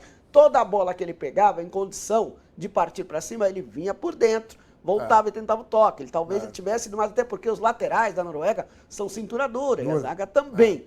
Né? Infelizmente, mais uma vez, era um jogo que o Brasil poderia ganhar, como foi contra a Croácia em 2018, quando foi em 22, como foi contra a Bélgica em 18, né? E o Brasil, pela 6ª vez consecutiva, é eliminado por equipes europeias. Muito bem. No 1-1 contra Marrocos, como diz o Ancelotti, se perdesse, eu ficaria satisfeito. Falou, tá tudo certo, mas o jogo de ontem realmente dá para ganhar. Bom, o que nós temos daqui para frente? Nós temos agora, já está jogando Portugal e Espanha. Eu estava assistindo aqui na salinha. Como é que está o jogo? No intervalo, começou o segundo tempo agora, 0-0. Né? Teve uma chance claríssima do Oyarzabal, que perdeu na cara do goleiro. Tá um jogo muito equilibrado. Quem passar daí vai pegar o vencedor de Estados Unidos e Bélgica, que acontece hoje às 9 da noite. Eu vou confessar uma coisa contigo. Eu estava preocupado com os Estados Unidos, logo no começo, eu vi o time deles, e agora... Aí depois eu me despreocupei, porque eu também comecei a olhar e falar, bom, também não é assim, mas agora eu fiquei mais preocupado, porque o presidente dos Estados Unidos está interferindo na Copa do Mundo. O que você acha que daqui às 21 horas, mais do que nunca, eu sou Bélgica? Sem dúvida. Agora é o tapetão, né? Tapetão. Precisa ver como é que fala tapetão em inglês? Eu não sei. Tem o topetão, que é o Trump, e agora o tapetão. Né? Ele, para quem não sabe, né, o Balogun foi expulso na última partida, ele fez o gol e foi expulso, e simplesmente o Trump ligou, né, para o Infantino, Mr. Balogun, play! Ele falou, play, quer dizer, cancelou. Igual eu me lembrei do Nabi Abichedid. Nabi, junto com o Eurico Miranda. Eurico Miranda, o meu querido presidente do clube que eu joguei anos, Felipe Scheide. Felipe também era um político daqueles que ligavam para o presidente da federação, vou baixar com o meu helicóptero aí no campo. Quantas vezes a gente precisava do resultado e ele tinha uma estratégia. A gente ia jogar contra o interior, né, jogo fora, ele descia com o helicóptero antes do jogo para dar uma... Realmente, a gente fala aqui com todo esse humor, mas a coisa é triste, né, Ernesto? Eu acho que interferência nos rumos da Copa do Mundo eu nunca vi. Dessa maneira, não, e é perigoso. Inclusive, o Trump deu uma declaração hoje que disse que não gosta de cartão vermelho. Para que cartão vermelho? Não tem que ter. São coisas que realmente são absurdas, perigosas, né? A Bélgica entrou com recurso, obviamente que não teve sucesso, e o Balogun vai jogar. A Bélgica evoluiu ali do último jogo, classificou com muito sufoco, né, uma virada espetacular. Eu acho que dentro do campo a Bélgica ainda tem uma ligeira vantagem, um ligeiro favoritismo. Mas o time dos Estados Unidos embalado, né? Os americanos começaram a gostar um pouquinho de futebol. O que não der no campo, o presidente talvez, né, dá uma ajeitada. Tentar resolver. Mas a Bélgica é favorita, mas vai ser um jogo duro. Um jogo com muita cara que vai para a prorrogação e talvez pênaltis. Aqui você aposta em algum? Olha, a Espanha tem muita qualidade técnica, entrosamento. Portugal tem ainda o Cristiano Ronaldo e bons jogadores, como o Vitinha, que não vem fazendo uma grande Copa, o João Neves, o João Félix, o Bernardo Silva. São 2 times excepcionais. Acho que a Espanha tem um pouco mais de potencial para ganhar esse jogo. Muito bem. Vamos em frente, jogos de amanhã. Aí, na tela, Argentina e Egito, às 13 horas. Olha que beleza, vai dar pra gente assistir esse jogo e fazer um jornal tranquilo. E Suíça e Colômbia às 17 horas. Como é que você faz a leitura aqui? Olha, a Argentina que passou num sufoco contra Cabo Verde, no Vozinha. Que jogo, né? Tenho certeza que 99,9% dos brasileiros torceram para Cabo Verde naquele jogo. Sim. Mas a Argentina mostrou fragilidades, né? Principalmente no seu sistema defensivo. O time do Egito, o Brasil jogou um amistoso antes da Copa, né? Contra o Egito, ganhou. É um time de muita força física, de velocidade, não tem tanta técnica, né? Mas tem este nosso amigo que está aqui, Mohamed Salah, do Liverpool, que mesmo já... Baita jogador. Baita jogador mesmo já entrando para a parte final da carreira, pode dar trabalho. A Argentina é favorita, mas o Egito vai dar trabalho, não vai ser um jogo tranquilo para os hermanos, não. O bom de passar dificuldade e classificar é que você vai criando casca. Isso né? é muito importante. Suíça e Colômbia... Colômbia, para mim, é surpreendente. Uma equipe que tem alegria de jogar, uma alegria sul-americana, né? Tem o Luiz Dias, que é um grande jogador, o Arias, que vem jogando muita bola. Aliás, o Palmeiras está preocupadíssimo, né? Que o Maurício, que jogou pelo Paraguai, e o Arias já estão aí com propostas de times internacionais. E a Colômbia é muito bem montada, tem uma boa defesa. Para mim, é favorita contra a Suíça, que é aquele padrão mesmo europeu. Time bem fechado, né, que joga ali marcando forte, saindo para o contra-ataque. Favorita é a Colômbia, mas também vai ter muita dificuldade para passar o ferrolho suíço. Vamos dar uma olhada no chaveamento, então? Eu estou tão desanimado para falar dessa Copa, rapaz, depois do que aconteceu ontem, que eu vou falar uma coisa queda mesmo de energia, né? Vamos lá, tá aí o chaveamento na tela. Né? Nós teremos lá França e Marrocos, né? Um jogaço, nas né? quartas já de está final. definido ali já nas quartas de final. Portugal e Espanha sai um que encara o vencedor de Estados Unidos e Bélgica. Né? E dali pode sair ou França ou Marrocos, né? Para a semi, né? Isso. Ou o vencedor de Portugal e Espanha, ou o vencedor de Estados Unidos e Bélgica. Esse lado da chave ele está mais forte, na minha opinião, porque tem a França, Portugal e Espanha, né? Sim. E ainda a Bélgica, que é um bom time, e o próprio Estados Unidos, né? E o Marrocos também, que vai dar um trabalhão para os franceses. Vai dar um trabalho. Aí vai ser jogo bom. E do outro lado, nós temos ali Noruega e Inglaterra, que na minha avaliação vai ser um jogo chato para dedéu. Vai ser um jogão, mas vai ser chato. Com certeza. Né? Porque ali você tem os dois centroavantes e o meia, né? Do povo que eu Odegaard gosto e Haaland de um lado e Bellingham, né? E o Harry Kane do outro. É isso. Vamos ver. Eu aí tô com a Noruega, viu? Porque eu gostei, sobretudo, não gostei nem tanto do time, mas o centroavante que fez os 2 gols é de uma humildade. E ele deu uma declaração tão bonita. Ele deu uma declaração tão bonita. Falou, não, o Brasil merecia estar, né, continuar na Copa, mas é o futebol, né? Eu achei de um espírito esportivo, desportivo dentro do campo. Ele é um dos grandes atacantes do futebol mundial. Maravilhoso. Para mim, na arte de fazer gols, hoje ele é o melhor 9 do mundo, não tem outro. Vamos preencher a tela de novo, por favor, só para eu dar uma olhadinha ali embaixo, para comentar aqui. Ali, ó, Argentina e Egito, né? E, rapaz, olha, eu vou falar uma coisa para você, hein? Quem que você aposta ali na final? Olha, desse lado aqui da chave, pode dar um confronto sul-americano na semifinal, Argentina e Colômbia, que aí vai sair faísca, né? E pode dar de novo um jogo nessa semifinal também, um jogo que tem muita rivalidade até política por causa das Malvinas, das Ilhas Malvinas, da Guerra das Malvinas, Inglaterra e Argentina. Nossa aí vai ser lembrado o gol La Mano de Dios, de Maradona, na Copa de 86. Ia ser um jogaço também. Então, esse lado aqui, eu acho que sai, no final das contas, a Argentina para a final. Muito bem. Vamos lá. Querido Reinaldo Leiva, uma pena a gente estar nessas circunstâncias comentando.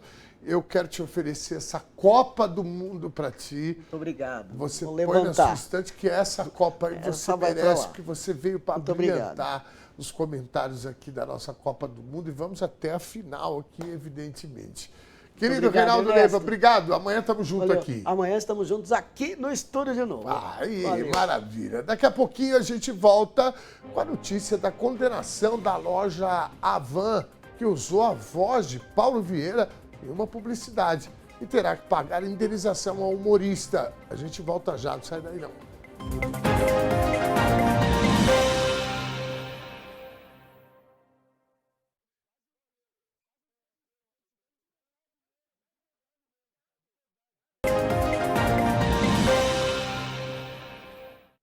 Este é o TVT News, segunda edição, no ar de segunda a sexta, às 4 da tarde, ao vivo. Eu receber, hoje a gente estreou aqui o Giro de Notícias com o jornalista Valério Campos, o Mister, né? E ele me mandou uma mensagem agora, olha só, eu usei como exemplo Sucupira, que na verdade não é nem Sucupira, é uma novela que o Bem Amado, na verdade, é de autoria do Dias Gomes e não do Jorge Amado. Eu estou só lembrando aqui, como é que chama a novela, o Batatinha? É o Sucupira, a Sucupira é a cidade. Como é que chama? Alguém lembra, não? Que tinha lá o prefeito, que era o Paulo Gracindo. O Bem Amado, é isso? A Natasha, o Bem Amado. Cadê? É o Bem Amado, novela de Dias Gomes. Pronto. O apresentador está meio atrapalhado depois do chocolate que nós tomamos ontem da Noruega. Obrigado, Valério, querido. Aliás, olha, a audiência aqui estava elogiando demais. Eu quero colocar aqui na tela os comentários da nossa audiência. Roda aí, por favor. Vamos lá, 16h34, daqui a pouco tem Helenira Vilela. Boa tarde, Ernesto. Começa o melhor programa de notícias do Brasil. Valeu, Pedrão, querido. Vamos em frente. Dom Ernesto esbanjando elegância e charme. A Gladys, muito obrigado. Gladys, querida.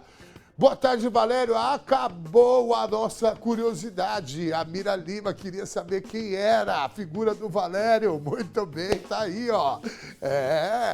Vamos lá. Boa tarde, Valério, diz a Laura Pimenta. Boa tarde para você também, Laurinha, querida. Meu cunhado Valério Campos, diz a Maria... Maria, cadê? Volta um pouquinho. Maria Iva... Como é? Maria Iva dos Santos. Assistido em Três Corações, cunhado.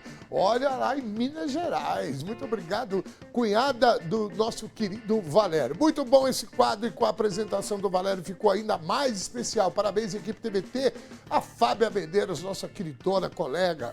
Muitíssimo obrigado, viu, Fábia? Vamos em frente, kkk, puxa, pena, vem o galinheiro, dono do galinheiro e os filhos do dono. Será que vai aparecer os funcionários? Diz a Ana Maria. Pois é, essa é boa. Eu estava falando aqui, puxa uma pena, sai uma galinha, depois sai um galinheiro, depois sai a granja, depois agora sai os filhos do galinheiro, do dono da granja e o dono, né? E segue assim. Ana Maria, obrigado, querida, pelo comentário e pela audiência. E vamos lá, Tarcírico e Ricardo Nunes, privatizadores e entreguistas criminosos, diz a Elísia. Esse negócio de YouTube agora mandar o arroba pra gente é demais. Elísia de Lima Lopes, muito bem, obrigado aí pelo sopro aqui no ponto. Tarcísio nunca foi político no Rio de Janeiro, nunca nos representou aqui, ele é cria de Bolsonaro, só lamentamos os paulistas terem votado nele. Aí nós cariocas não temos culpa. Rosângela, olha, Rosângela, você tem toda a razão. É que a gente usa, infelizmente, é fato que a estrutura da segurança pública do Rio de Janeiro já está em um processo de caos há muito tempo, né? E aqui, não é que aqui em São Paulo seja muito melhor, não, viu?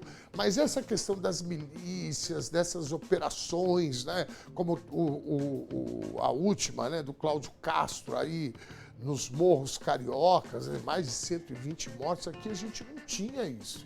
Nós tivemos aqui o episódio lá da cadeia, né? Que morreram 111 no Carandiru, né? Na década de 90, mas agora há pouco eles desceram aqui no litoral sul paulista, mataram mais de 80 pessoas, né? Então, é um horror. E essa analogia que a gente faz aí com o Rio de Janeiro é um pouco passando por aí, né? Que essa, né, os milicianos, a ocupação de territórios. Vamos em frente. Beijo grande, obrigado, viu? Olá, queridão. Trump não admite perder e lança a mão do poder econômico para pressionar nações que não se dobram aos seus caprichos, diz a Fábia Medeiros. Esse pesadelo vai passar também, viu?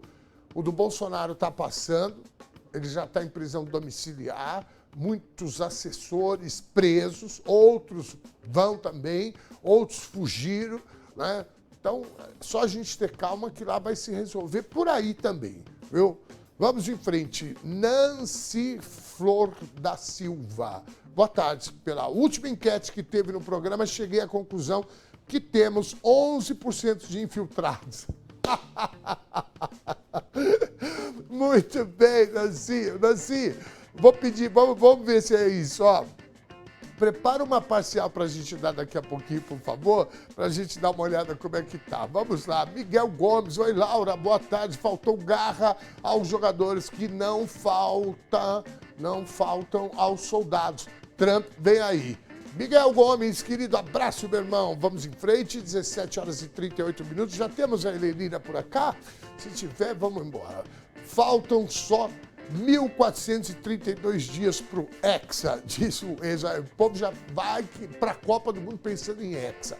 Ah, é Santista. Os Santistas estão tudo assim mesmo, né? Ei, Brenote, o Breno é outro Santista aí. Vamos em frente, 17 horas e 39 minutos. A Justiça de São Paulo condenou a rede de lojas Havan por usar sem autorização a voz do humorista e apresentador Paulo Vieira em uma propaganda. De acordo com a decisão de primeira instância, a empresa do empresário Luciano Huck terá de pagar uma indenização de R$15 mil ao artista. O caso aconteceu em abril do ano passado, quando a varejista publicou no YouTube um vídeo para divulgar uma mantegueira. A empresa reconheceu que retirou o áudio com a voz de Paulo Vieira de um episódio do programa Avisa Lá Que Eu Vou, exibido no Globoplay. Na ação, o humorista pediu uma indenização de R$300 mil. A defesa da Havan argumentou que o valor era desproporcional e que apenas a TV Globo poderia reclamar na justiça, por ser a dona do programa. Contudo, o magistrado fixou a punição financeira em R$15 mil. Rapaz, eu estava olhando essa foto aí que a nossa equipe produziu ali. Ali tá tipo a Casa Branca, né? A frente da Havan, né? Tem essa questão aí, né? E a Estátua da Liberdade, né? Dos Estados Unidos. Você tá vendo isso, Batata, que eu tô vendo?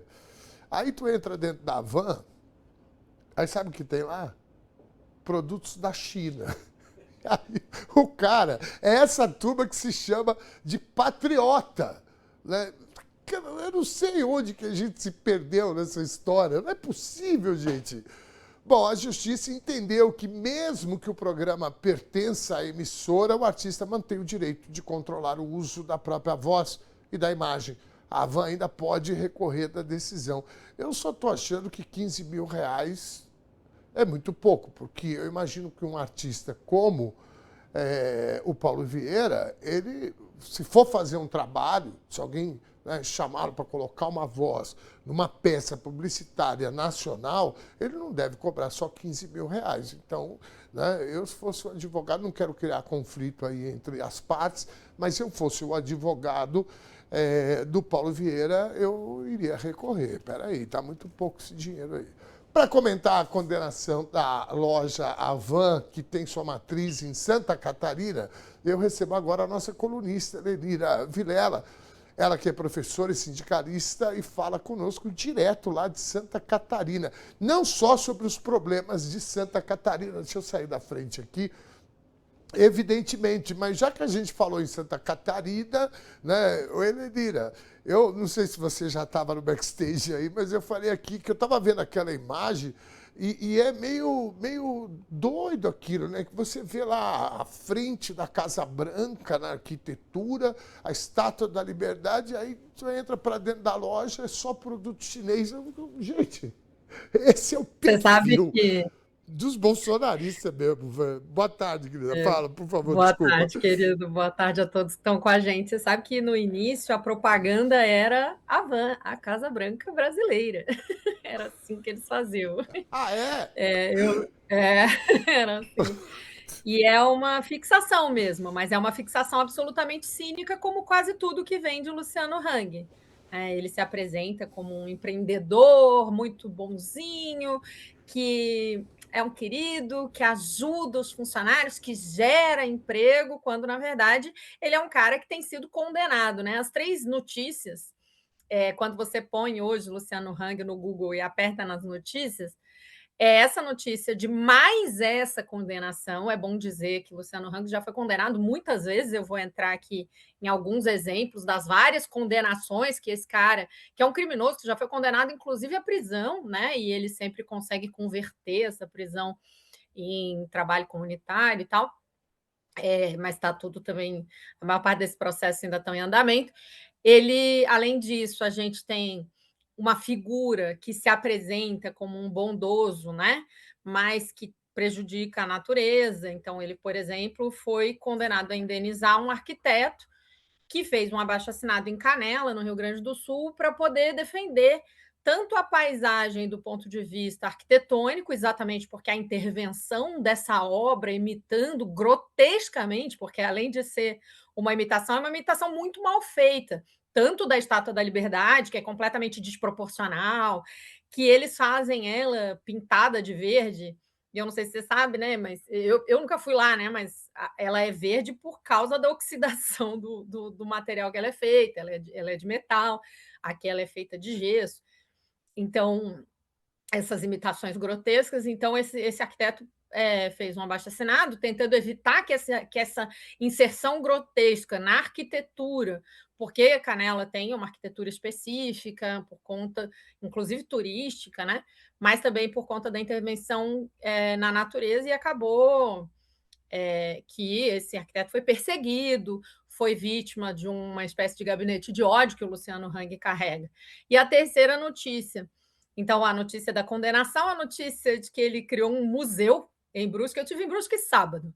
Brusque é uma cidade muito agradável, apesar de ser muito ruim vê-la dominada por esse senhor, né, politicamente, que vem intervindo na política da cidade há muito tempo.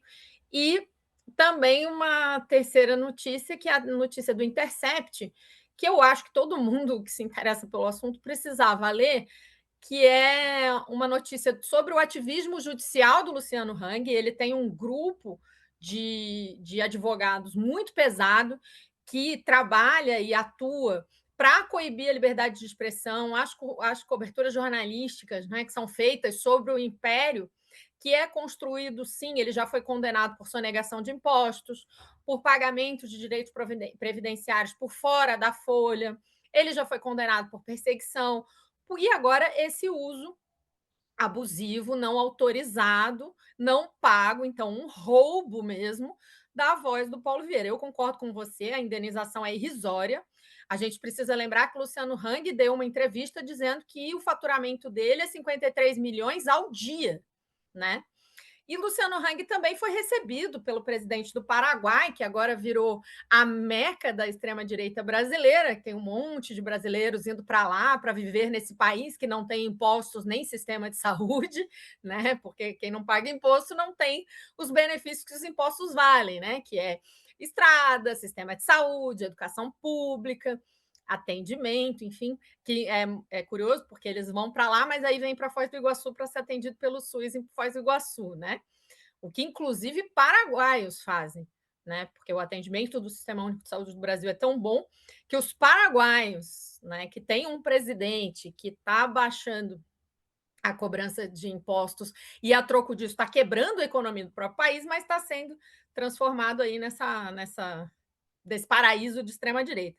Mas, especificamente sobre o caso, é isso. Luciano Hang, olha só a lista. Ele foi condenado em 2003 a pagar 10 milhões por conta de sonegação de contribuição previdenciária, porque pagava um salário na carteira de algo em torno de R$ 250 antes, né, de 2003. Então, ali, esse processo rolou até a condenação. Então, esse processo é do final da década de 90. Mas ele pagava de verdade um salário de R$ 500 e não pagava contribuição previdenciária. Então, em 2003, ele foi condenado a pagar 10 milhões. Em 2018, ele foi... sobre a eleição de 2018, ele foi condenado a pagar 85 milhões de indenizações de seus trabalhadores por assédio eleitoral, porque ele obrigava os trabalhadores a participar de atos com o Bolsonaro. Foi condenado por uma trabalhadora específica num outro processo judicial, porque ela era proibida de falar mal do Jair Bolsonaro. também foi condenado por assédio eleitoral a pagar R$ 5.000 de indenização para essa trabalhadora. Foi condenado a pagar indenização ao presidente Lula, porque pagou o avião particular dele para andar com faixas mentindo a respeito do presidente Lula em 2019, 2020. E aí foi condenado a pagar R$ 33.000 ao presidente Lula de indenização. Foi condenado em 2024 a 1 ano e 4 meses de prisão por conta das ofensas a esse arquiteto que eu falei, em Canela. Depois essa condenação foi convertida em serviço comunitário. Então, e a gente sabe que ele tem negociações bastante, para dizer o mínimo, controversas, né, a respeito de pagamento de impostos no geral, negociações muito estranhas, com um prazo de 100 anos para pagar impostos que ele sonegou, quando, na verdade, a gente sabe que sonegação de impostos foi o que levou o Al Capone à cadeia, né? Então, é um crime, esse crime deveria dar cadeia, mas no Brasil, ricos, em geral, não vão à cadeia por conta dos crimes. Então, é isso. É um cara que tem um ativismo, e aí essa matéria do The Intercept é bem interessante, porque ele levanta que a matéria trata que o ativismo judicial dele é muito mais efetivo quando, entre aspas, joga em casa. Né? Por quê? Porque mais de 60% das decisões judiciais que Luciano Hang entra contra pessoas no país inteiro, sobre processos a respeito de muitos assuntos, ele entra na vara de Brusque e lá ele ganha 60% dos processos. Processos em que ele entra em outros lugares, ele ganha 28%. E aí queria contar o caso do que eu fui fazer lá sábado, né? Eu fui em Brusque ao lançamento da pré-candidatura do Paulo Essel, que é um ex-prefeito do Partido dos Trabalhadores, que foi eleito para 2 mandatos, e no segundo mandato, pelo ativismo judicial da extrema-direita de Brusque, ele foi cassado por uma denúncia falsa. Ele respondeu vários processos, hoje ele é inocentado de todos eles, porque todos os processos eram puramente lawfare. Então, foi um ensaio, lá naquela época, para o que veio a ser depois o lavajatismo a nível nacional. Então, Paulo Essel foi vítima, é um dos caras que mais enfrenta o poder do Luciano Hang, porque é quem consegue demonstrar a ineficácia. E uma última curiosidade para te dizer sobre o Luciano Hang. Você sabia que ele é um dos caras, um dos empresários de Santa Catarina que mais usa a Lei Rouanet?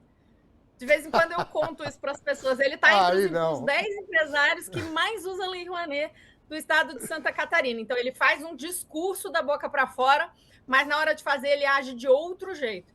Agora, ele não deve ser muito feliz, porque a Lei Rouanet não é tipo Dark Horse, não, né? A Lei Rouanet você tem que comprovar para quem você dá o dinheiro, qual o projeto, como o projeto foi efetivado, como ele beneficia o povo e qual o valor cultural que esse projeto tem.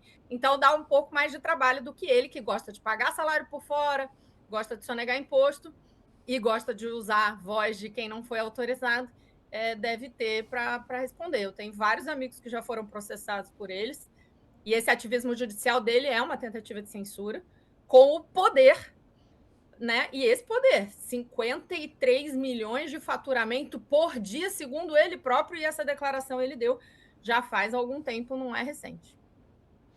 Muito bem, Elenira. Bom, pacote completo, né?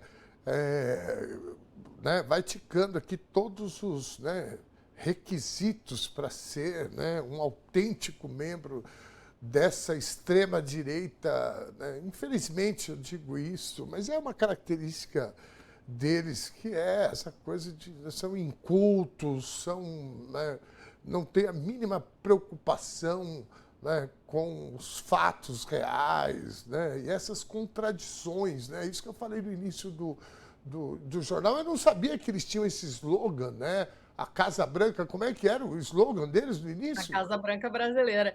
Era o slogan há muitos anos atrás, né? E, de fato, no início, Ernesto, eles vendiam produtos que eram produzidos pelas indústrias têxteis da região. Ele próprio já foi dono de uma fábrica de têxtil. Sim. Só que ele percebeu que tinha um negocião muito mais lucrativo, recebeu o financiamento do BNDES para ampliar a sua rede e acaba vendendo quase tudo importado da China, do Vietnã, de Taiwan, dos lados de lá. Helenira, excelente semana. Eu adoro constranger os nossos convidados e convidadas. Eu já quero te fazer um convite para essa semana você voltar, porque semana passada a gente sentiu tua falta aqui, que foi feriado por causa do jogo, né? A gente não exibiu o Jornal da Tarde.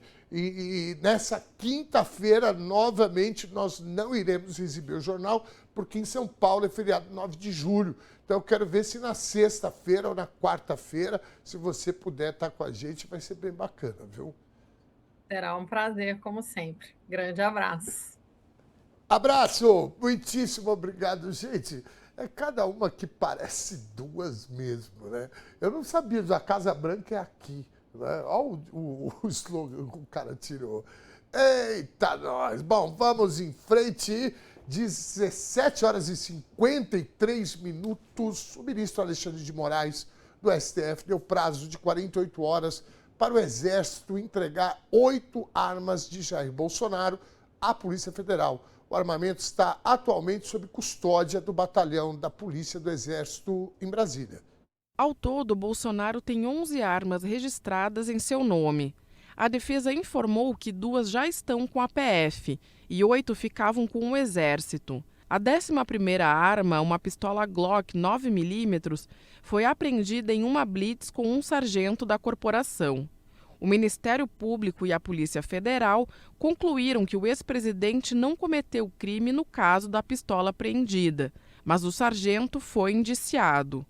Moraes seguiu o parecer e não considerou o episódio uma falta grave de Bolsonaro, mas determinou a revogação do registro de CAC do ex-presidente. A medida foi tomada na mesma decisão que prorrogou a prisão domiciliar de Bolsonaro. O ministro ressaltou que qualquer descumprimento das regras levará Bolsonaro de volta ao regime fechado. O ex-presidente cumpre pena de 27 anos e 3 meses por tentativa de golpe de Estado. Sobre a arma da Blitz, ele alegou que precisava se proteger por ter 3 mulheres em casa. Ainda é machista ainda o catarrento, né? Oh, meu Deus do céu, 17 horas e 55 minutos. Eu gostaria que isso acontecesse, mas só depois das eleições, tá?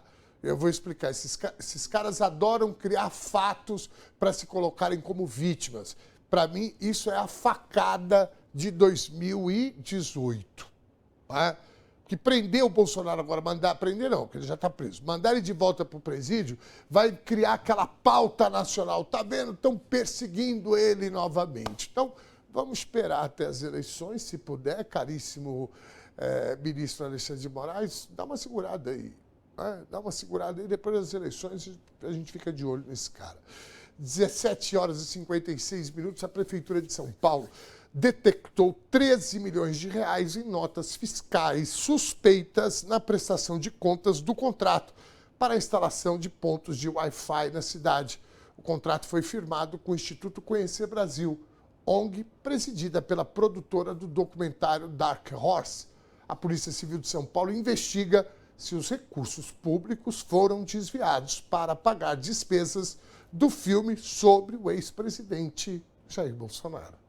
A Prefeitura notificou a ONG após encontrar inconsistências em uma série de notas fiscais referentes ao primeiro semestre de 2025. Os fiscais apontaram desde informações vagas até documentos que foram cancelados logo depois da emissão, o que torna o gasto nulo. Dos 13 milhões de reais sob suspeita, 11 milhões foram emitidos por 4 empresas contratadas pela entidade. No caso desses fornecedores, o problema foi a falta de detalhamento de onde o serviço teria sido feito. A prestação de contas não especifica os pontos de acessos instalados nem as cidades atendidas. O contrato total está estimado em 108 milhões de reais. A polícia também investiga uma despesa de 350 mil reais com uma empresa de comunicação. Os documentos não explicam quais campanhas foram realizadas. E agora a Prefeitura exige comprovantes de mídia para validar o gasto. Eita, nós, eu vou falar, não para, hein, gente? Não para. Você já ouviu falar em turismo vermelho? É uma febre que leva milhões de pessoas à China para conhecer a história do país usando a tecnologia. O maior símbolo disso é o Red Ribbon, um museu totalmente digital. Quem está lá na China e mandou um vídeo explicando o que é o turismo vermelho é a nossa colega do TVT News Primeira Edição, a querida jornalista Thalita Galli. Roda aí, por favor. Oi, pessoal. Hoje eu vou falar sobre um fenômeno econômico e cultural que tem mexido com a indústria de viagens aqui da China. É o turismo vermelho. É uma modalidade de visitações a lugares que marcam a história do Partido Comunista da China, da Longa Marcha e da Revolução Popular da China, mas com um diferencial: o uso massivo de tecnologia de ponta. Eu vou mostrar para vocês. O maior exemplo dessa nova fase do turismo vermelho é o complexo Red Ribbon, ou Laço Vermelho, localizado na província de Ganzhou. Trata-se do primeiro museu de arte digital imersiva dedicado à história da Longa Marcha, que é essa histórica jornada militar que começou ali em 1934 na China. O projeto arquitetônico simula essas fitas vermelhas entrelaçadas nas montanhas. E o museu abriga uma experiência que mistura fatos históricos com entretenimento sensorial.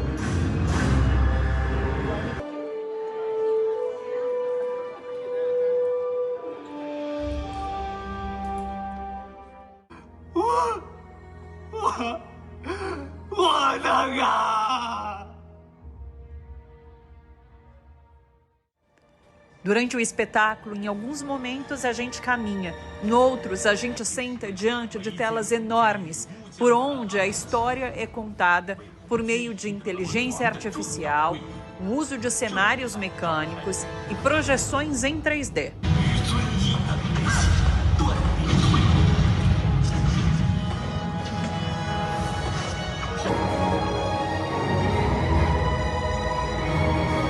Gente, tá nevando aqui.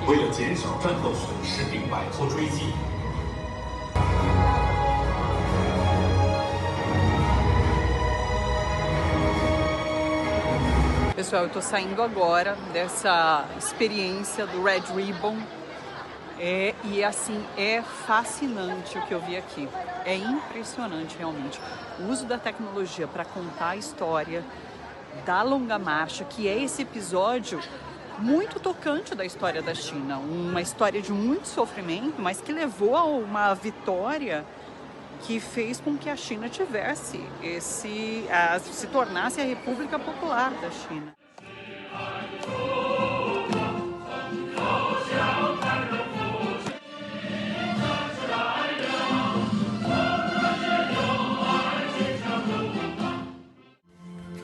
E aí, o que você achou dessa abordagem tecnológica para o turismo histórico? E dá sua opinião, tá bom?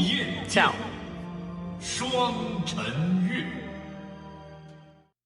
Que maravilha! Agora eu queria saber por que eu não estou na China, Batatinha.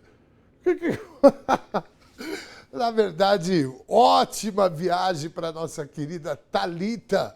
Material bacana, viu, Thalita? Aliás, a Thalita está reunindo vários materiais para a gente exibir aqui na TVT com exclusividade. Boa viagem, queridona. Vamos ver o resultado da nossa enquete? Põe na tela aqui para a gente, por favor, rapidinho. A interferência de Trump em decisão esportiva se assemelha a de não aceitar resultado de eleição? Dá uma olhada. Olha ali, ó. 95% acha que sim e 5% acha que não. Teve uma internauta hoje que escreveu aí, com essa enquete, né, de sim ou não, dá pra gente saber quantos infiltrados tem aqui, né, na nossa audiência. Era 11%, hoje baixou para 5%. Beijo grande e amanhã a gente tá de volta às 4 da tarde, ao vivo. Muitíssimo obrigado pela tua companhia e interação com a gente. Tchau!